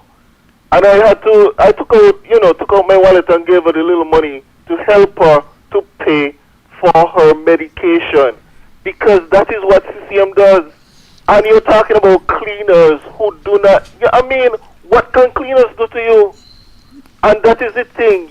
We must understand that these people are nasty, and they're vicious, and I mean they don't want to allow people to live in this place. This is basically a society where people are discriminated against because of their political views, and it's difficult. And I understand. I'm not saying it's right, but I understand what is going on, because we live in a society where people are discriminated against and people cannot hear their views because they are afraid, and people are politically victimized. And here's the thing: when they're done victimizing Nevis people, they bring in people from overseas to vote for them. That's what they do. Carla, I'm going to simply say to you, thank you very much. I'm going to simply say to you, Dr. Daly and Tulu are my friends. And if they are the targets of any of those acts of further victimization, I got to say further because then I care what they do to Dr. Daly. If they are the targets, I got to look after them, Carla. If Dr. Daly called me and tell me, boy, Carlisle, so happened to me, Dr. Daly, I come in.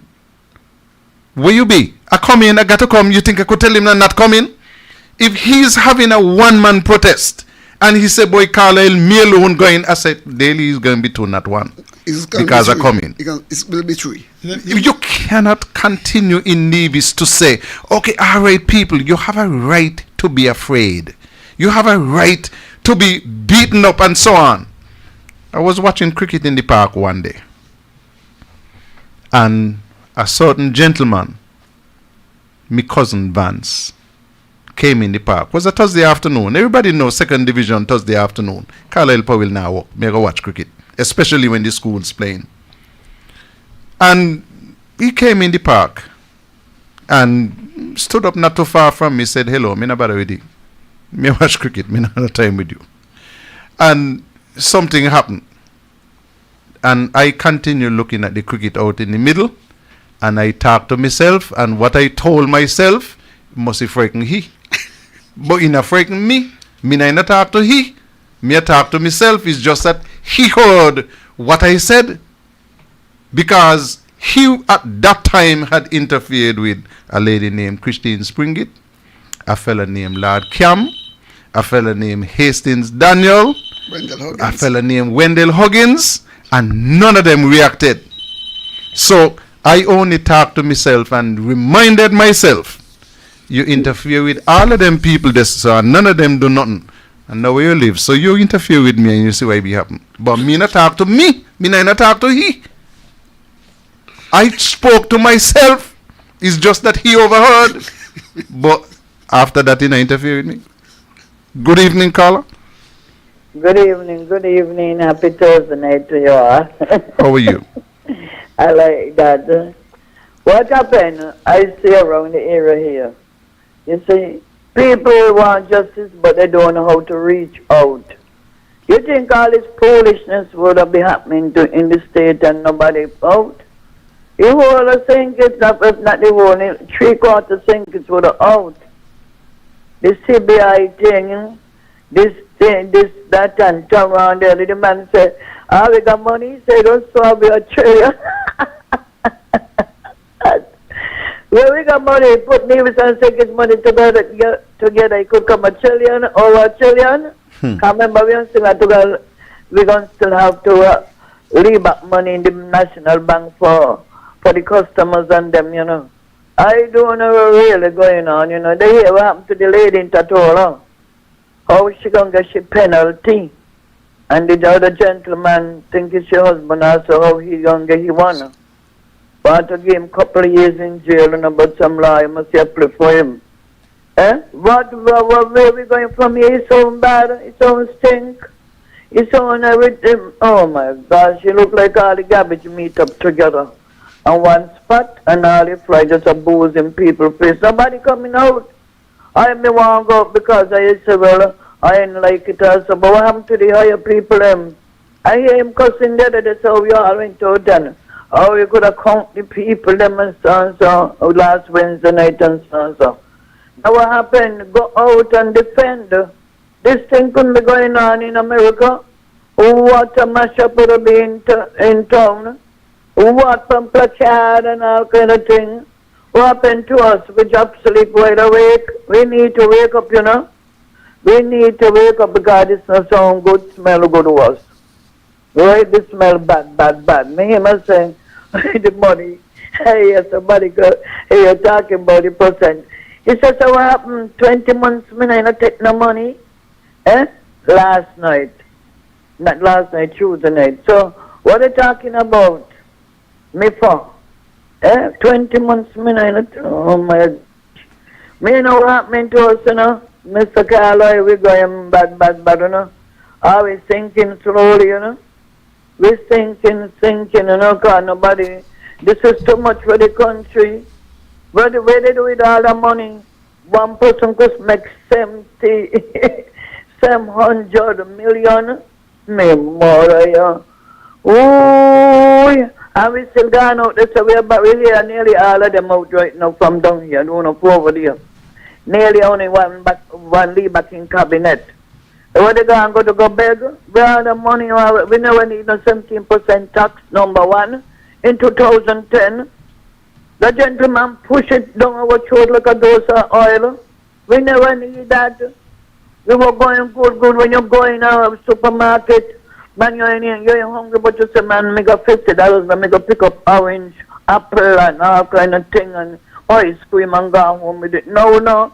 You got to focus on what you want, the rice, flour, and corn, and the piece of mackerel to go with it. Thank you very much, Carla. Yeah, thank you very much. Have a good night. Here's my take. Yeah, go ahead, Dale.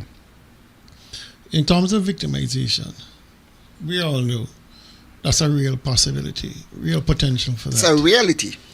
All right? But if you fire a cleaner or a teacher, well, you can't fire a teacher. But if you fire a non-established worker, which your permanent secretaries have the power to do, apparently, that's their prerogative. What then should be the response of us in general society, in the general public? What should be our response? If Tulu Weeks is a cleaner at Charleston Secondary, and because Tulu Weeks expresses his opinion on a radio program, he's terminated, what should be the response of those persons who call themselves family, or the church he goes to, the civic group he belongs to, the community he lives in? What should be the response? Nobody stood up for me. All right? And this is the point. When you have members of cabinet without fear walking through the streets of Charleston after having disemboweled Tulu Weeks' future, walking nonchalantly as if they don't have a care in the world, what should be the response of the people who call themselves friends, who call themselves family, who call themselves the church, who call themselves the school? What should be the response? Because I guarantee you, if there was this support mechanism around Tulu Weeks, people would think twice before they act against Tulu Weeks. If the ministers knew there was a consequence for firing a simple cleaner coming from the communities that they serve, if people just simply pick up the phone and call and say, Mr. Brand, what you did was nonsense, or Mr. Brantley, what you did was crooked, things will change. But because of politics, because of tribalism, you can have situations where mothers who are cleaners are fired, and their sons who support the party, of course, support the party over the mother. And this is something that is pervasive. I've seen situations where persons bend over backwards to be a community-spirited, minded person, help out, and they get fired. And nobody stands up to them or stands up for them. True. Why? A gentleman told me a story. He said, listen, after the last election, not last one, in 2012, 2013, NRP lost office, people were being fired left, right, and center. He said, I saw the premier. And he went straight to the premier. He said, I know you live, you know. Mm-hmm. I know you live. You touch me, you see what happened to you. You leave him. You leave him. You leave him. Now, I'm not suggesting that people need to go threaten the premier or to say to him, I know you live. But I'm saying to you is this. When persons out there who have put themselves in harm's way are not supported by others who will benefit from the sacrifice, we all have failed. We have failed as a community, we have failed as a church, we have failed as civic organization, we have failed as community members. And that is exactly what is happening. We are failing to say what is wrong and what is right. Because you say, oh, to NRP, to hell with he. I'm a CCM, so whatever CCM does is right. Mm-hmm. How can you sustain that model and hoping to say, well, when the shoe fits the other foot now, you start to cry foul? We must be bigger than that as a community. We are too small to be taking those kind of tribalistic attitudes, especially in the face of what we just saw, where a man is giving himself without consultation, without deliberations, without any transparency, 15% of the people's money. Of the people's money. Because he has the power to do it. Because he has the power to do it. Has the power to do and it. I'm not certain it is even legal to do what he did. All right? And that needs to be challenged. That really need to be challenged. But he does a whole other thing that right? is not And legal. so the point I'm trying to make is, if we want real change in this country, we have to be literally our brother's keeper. We cannot side with wrong. We cannot say what is right is wrong and what is wrong is right. You cannot do it. Otherwise, you're going to find yourself in a situation where your sugar gets squeezed one day and you don't want somebody to stand up for you. But this way we are, this way we are, because I made a decision. I am going to call Carlisle and speak and tell me, motivated by Mark Brantley and Van Samry and those. And I did call. They told me to call, and I called. And I recall when Troy Labord, minister, accosted me at the administration building yard and told me I must stop. And I asked him if I'm doing anything wrong. He said, no, you're not doing anything wrong, but you must stop. And I told him I'm not going to stop because I'm not doing anything wrong. He terminated me. There's some of my community people, Dr. Daly, who both said they're right, they should have done it long time.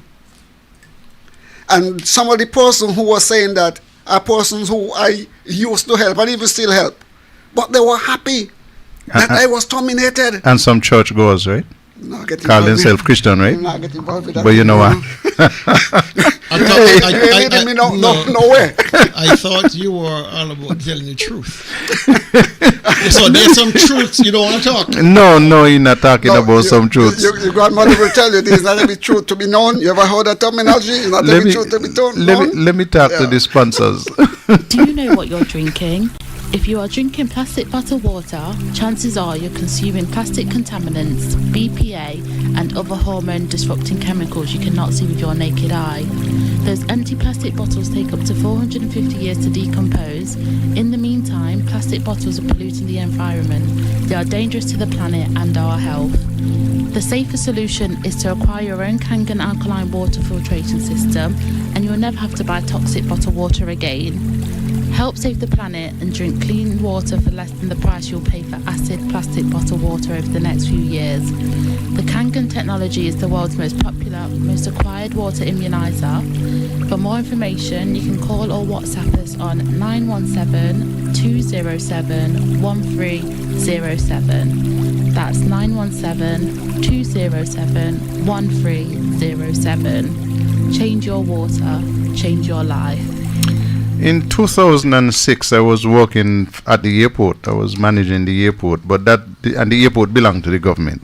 But that didn't mean that I was afraid to talk politics. I don't know where people get this fear from. I had two shows. I was on Political Vibes on a Wednesday night, and I was on Tell Me on a Thursday night. And on one of those afternoons, I was at the studio liming, just having fun, getting ready for the elections. Dr. Simeon Daniel called and we had a nice, long interview. This is one of the little nuggets that he said then. This is something for the young people, and I hope they're listening, and I hope they hear, and I hope they understand. Because if they do not do something about it now, and they go out there and they vote for system and put back in another system government, then God help them. And you really need God's help, because things have not gotten any better. These guys, they promise much and they produce very little. Listen, it's 12 minutes to the hour of 10 o'clock. We have 20 tickets to give away for the breakfast. And Dr. Daly, you're going to save some of those 20 for JD? You want to save 5 for JD? Yeah, I could do that. Save 5 of the 20 for JD. That is for her to give to people who she will identify in the community. So we got 15 to give away. We're not going to just give away all 20. We're going to give 15, and we're going to pass over 5 to our candidate here in Charlestown so that she will be able to identify 5 persons and give those away. So how are we going to do it? The first 15 people who call? First 15 people who call, and you're going to get a ticket for a breakfast. We don't want anybody winning more than one. So if you win one and you call me, I'm going to add that to JD's list. So please know that. Okay. Good evening, caller. Good evening, Idella. Idella. Thank you very much, Idella. Okay. That's one gone of the 15, 14 left. Let me go to this phone line. Good evening, caller. Hi, good evening. Yes, good evening. Hello. Give me your name, please. Oh, Kiana Walwin. Kiana Walwin. Thank you very much, Kiana. And remember, persons, if you win, you have to come to the breakfast, identify yourself with some piece of ID, and we'll give you your breakfast. We're not delivering to you. Good evening, caller. Good evening, Valerie Pemberton. Valerie Pemberton. Thank you very much, Valerie. We're going good. Let me take this one. Good evening, caller. Hello, good evening, caller. Why did that call drop? The phone lines are still open. Dr. Daly is the man who is keeping count. Good evening, caller. Good evening, Lavanda Forbes. Lavanda Forbes. Thank you very much. Good evening, caller. Good evening, Najee Brown. Najee Brown. Thank you very much. Good evening, caller. Good evening, Trevor Powell. Trevor Powell, that's my brother. Thank you very much. Good evening, caller. Good evening, caller. Good evening, caller. Good evening, Adorin Manners. Spell the first name. ADOR''N. Okay. Thank you very much. Daly has you down. Good evening, caller. Hi, good evening, caller. Say again. Jedalia Walwin. Spell the first name. J-N-A-H-Lia. Jnahlia. Yes. Thank you very much, caller. Walwin? Walwin, yes. Yes. Good evening, caller.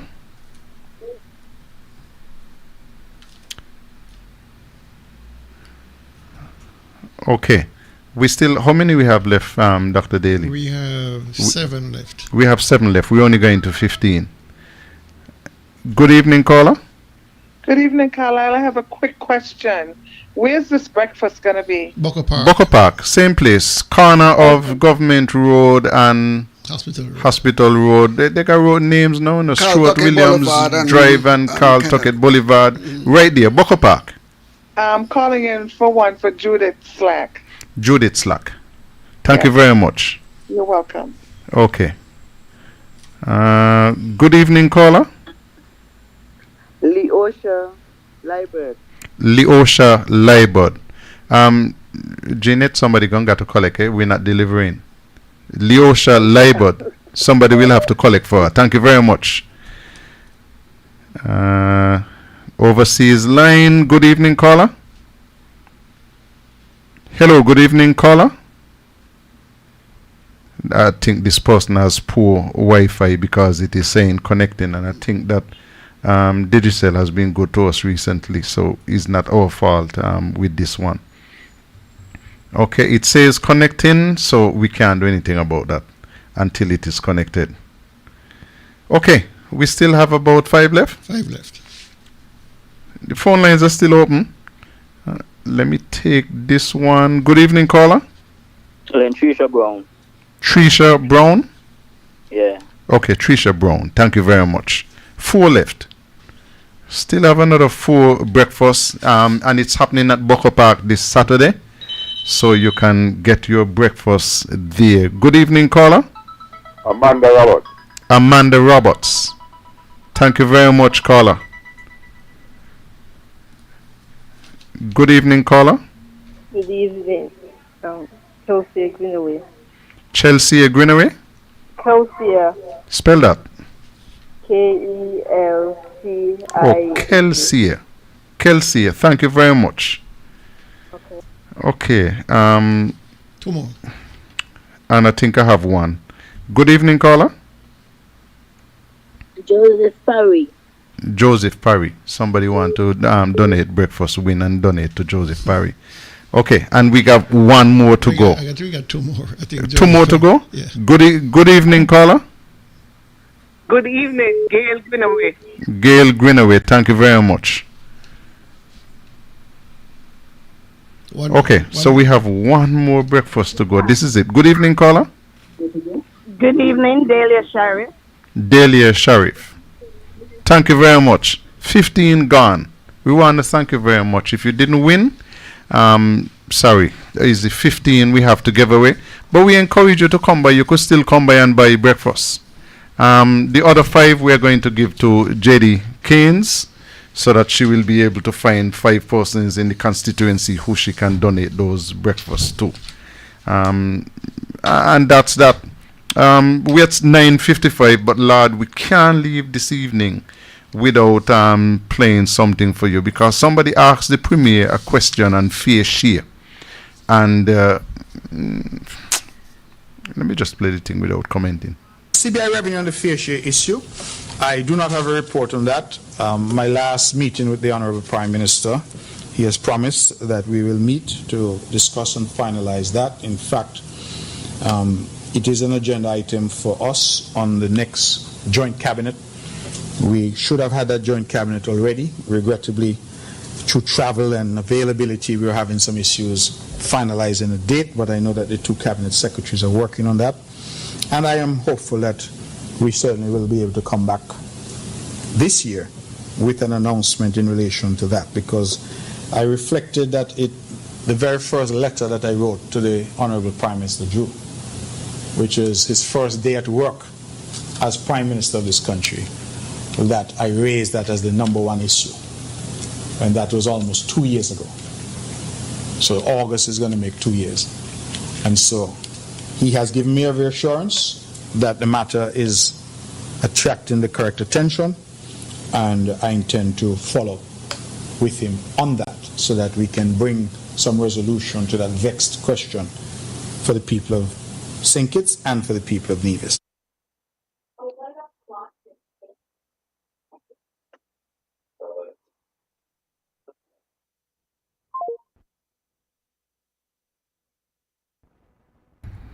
No, I wasn't hearing myself either because I didn't punch down the proper button. That was the Premier of Nevis. I have a friend down in St. Kitts named Curtis Cook. Curtis would have, in response to that, Curtis would have said he wants somebody dump a poor. I wouldn't say it. I wouldn't say it on the radio on him. I mean, here's this fellow who campaigned election after election and fair share. And somebody asked him a question on one of the corners of his campaign, and his best response is, I mean, you don't have an update on that? I mean, it's 2 years. He said 2 years ago he wrote to the Prime Minister on the fair share matter. It is something which is important and urgent to him and to his party and the people of Nevis. And he does not have an update on fair share 2 years after the fact. Boy, he want me to go by Curtis and borrow one of he pour with But you have to give him a little credit. And the credit that I'll give to him, at least he said that he wrote to Prime Minister Drew. So he get credit for writing to Drew? Yeah, because but he was in the cabinet with Timothy Harris for 7 years. and did nothing. So I said at least. So you're going to give him a credit for writing a letter when he was around the table as a senior minister? And did nothing. He was the Minister of Foreign Affairs. Listen, after the Prime Minister and the Attorney General, you know who come next? Foreign Affairs. But he said he was the king, called himself the kingmaker. The kingmaker. But for 7 years he sat and did absolutely nothing. So I'm gonna give him a credit, a tick, that at least he wrote a letter. I'm not sure that he did it because he tells so much that you can't take nothing that he says as fact. Well, listen. I look at this way. This is another reason why we need constitutional reform. The Premier said he wrote to the Prime Minister 2 years ago and has gotten no response. No response? No response. But well, I guess the response he got wasn't in keeping with what he wanted. And that the matter we brought up at the next joint cabinet meeting. The Premier is acting like the Premier while he is in Nevis. While he's in St. Kitts, he's the leader of the opposition and the Premier of Nevis. If he was acting in his capacity as leader of the opposition, this matter would have been ventilated in Parliament. Just the same matter that he criticized today in his press conference and said that the cannabis matter is a vexing matter, that the committee is dead, they have not done any work. He's using his press conferences in a manner that's best suited for a parliamentary debate on his matters. He's the leader of government business in the opposition. Sorry, the leader of the people's business in opposition. But he waits until he gets into this little group of a press conference to ventilate and discuss matters that should best be ventilated and discussed at the parliamentary level. But he doesn't want to do that in front of Dr. Drew. He can't. Because, again, you are so dependent on being fed with one hand, you can't be slapping with the other one. His job as leader of the opposition is to hold the government to account. He can't. And one of those things that he must hold the government to account for is the fact that after 2 years of administration in power, we are no closer to solving the fair share matter than we were 10 years ago. And so he is doing a great disservice to the multitudes of people on St. Kitts and Nevis who are looking for a resolution on this matter so we can put it to bed, because it's an emotionally draining argument, it's an emotionally taxing argument that every election we battle with fair share, all to be told in this last dispensation that the Premier, he wrote to Drew 2 years ago, and the matter, he gonna await the response to the Prime Minister. What nonsense are you saying?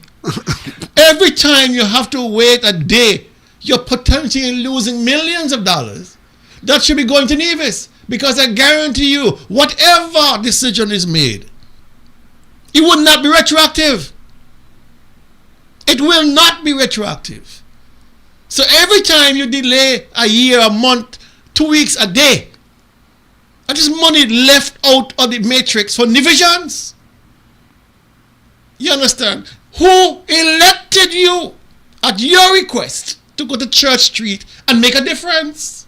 Bring back fair share, that's what they And promised. so when you go down there, and Zook go down there, and Erickson down there, and nobody's moving the goalposts towards fair share, moving the marker, because they're afraid that if they open their mouth on the opposition side, the Prime Minister will get vexed and cut off the money.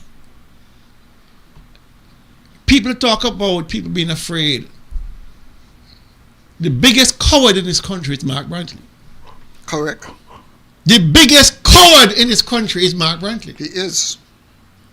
Because I can't understand, a man of your power as the Premier of Nevis, all the chat you got in the world, afraid to open your mouth in Parliament to defend the rights of Nevisians? He can't. Huh? But who's the coward here? And if people in Nevis recognize the fact that you are dealing with a coward, then perhaps they'll come out and march. Because he's the biggest coward of all. He's the biggest coward of all. Well, because the things he do to people, the careers he tried to destroy, has destroyed. And has destroyed, he does it surreptitiously. He doesn't come up with facts or figures or statistics or anything. He comes with innuendo and false accusations. But he's clever enough not to call people's names. And so he skirts just outside the law. Mm-hmm. Coward! Master of deception. Coward, I call him. If you are indeed interested in protecting the treasury, or indeed interested in trumping out corruption, call the names. Show us what you have.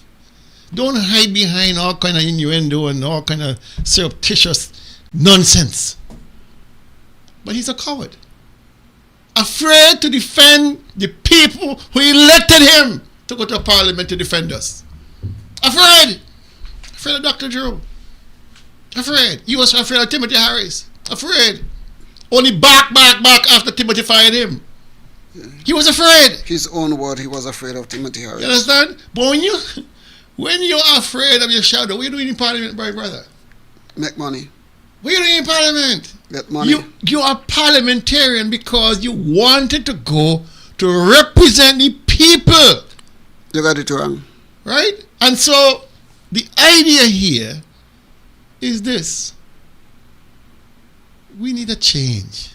We are tired of being underrepresented. We're tired of not being represented. We're tired of persons looking for their own best interests. Tired of piling up money at the expense of the people.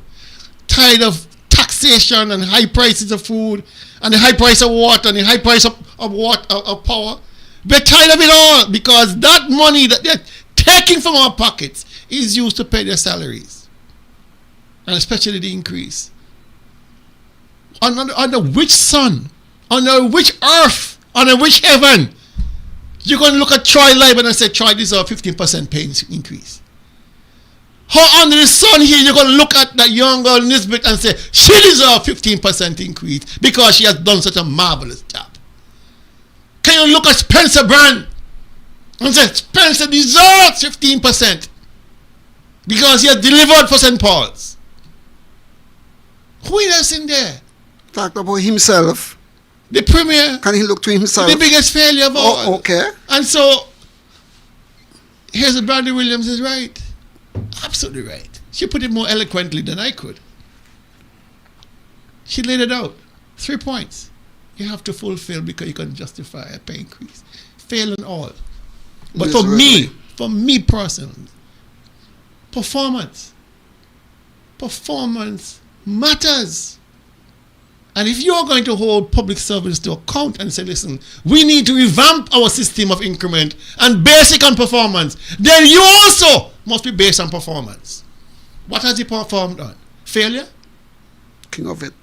Well, if failure is failure, then he deserves 100% increase in salary. If failure is the benchmark, Mark Wentley, I support you.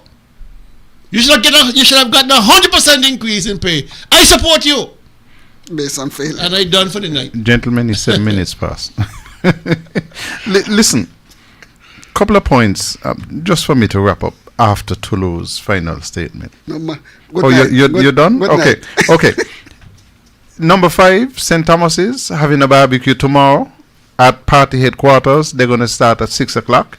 I understand that they have one of the best grill people around. I don't know who that grill man is, but they say he's a good grill man, and that it is going to start at 6 o'clock. They're going to definitely have ribs, and they're going to have chicken. I'm sure about those two.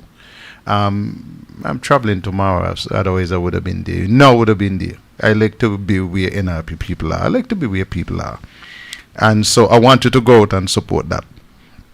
And the final point I want to make to you is that this in St. Kitts, when the parliamentarians were about to effect the salary increase, they didn't just do it arbitrarily and announce it at a press conference and say that it is going into effect from 1st June when the 1st of June done gone. It is not retroactive, but it will go into effect on a date which is retroactive nonetheless. Let me read from something, and we have excellent people out there listening. People, once you mention something and people want to help you out, they send you the backing information. So let me read from something that was said by Attorney General Mr. Garth Wilkin. He said the report on the Salary Review Commission monthly income recommendation has existed since 2018, and the resolution is now being tabled in the federal parliament. Quote, in 2018, the first formal Salaries Review Commission was established, and the report was prepared and submitted to the then Prime Minister. It was, however, not tabled in the National Assembly, nor, as we discovered in this Honorable House, was it tabled in the Cabinet. When we took office, the then Governor General, God bless his soul, the late Sir Tapley Seaton Kessie, brought the report to the Prime Minister, the member for number 8, who then brought it to the attention of the Cabinet, and now it is tabled in the National Assembly as required by the Act. As required by the Act. End of quote. So there is a formal way to do this. And there is an act that you have to follow. If you are interested in integrity in public life and good government. If you are like Mark Brantley, you just announce it at a press conference. Because is any hall or pull up goes. So in St. Kitts, you notice the involvement. It went to the head of state. It went to the Governor General. And this in Nevis is something that was announced by the Premier. Hey, are you come here? I have some big announcements. What was the big announcement that he had to make? Hey, Abia take 15% for ourselves. That is how the man announced it, you know. The man announced the increase.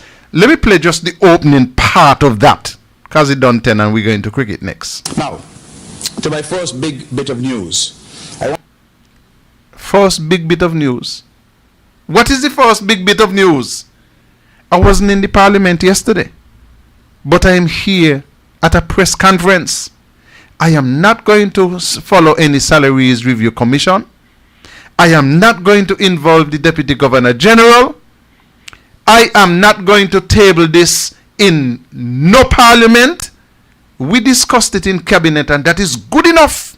So since it is good enough, when it was your turn, I paid you 5%, 5%, 5% because you can't count money. I'm not accustomed to money. But we sitting around the table, 15% one time. 15%. And hey, you see you, Dr. Janice Daniel-Hodge, I catch you because you're lining up waiting for your 15% increase. The man sounds so dunce and stupid and mumu, saying that Dr. Janice Daniel-Hodge lining up and waiting for she 15%. But Dr. Hodge smarter than he. Dr. Hodge already said, yes, I can take it. I'm going to give it to the needy people in my constituency. And then Zook, Lord, poor fella. Poor fella. Poor fella. Hey, the last time somebody said they're not taking all the money, they ended up opening a cement factory. Alexis, boy, I wish you well. Why is that about you? Because you're behaving like hard-headed Harry. You don't get boxed off and thump off and beat off. And instead you hush your mouth and behave yourself. And say that you're going to take some of your 33% from St. Kitts. And you're going to give it to your constituents as well. Him? None of that. But you want to make out as if Janice is doing something wrong by taking the 15% and distribute it. But how 15% ain't going to come to $1,000? About $600. They're going to come to 1,000. But Mark 15 going to come to 24,000. We're going to say all you next week. Take care of yourselves, you hear? And we'll be back with you next week. Yes, if you tell me, I will tell them that tell me is on. Did somebody say tell me? Then tell me about it.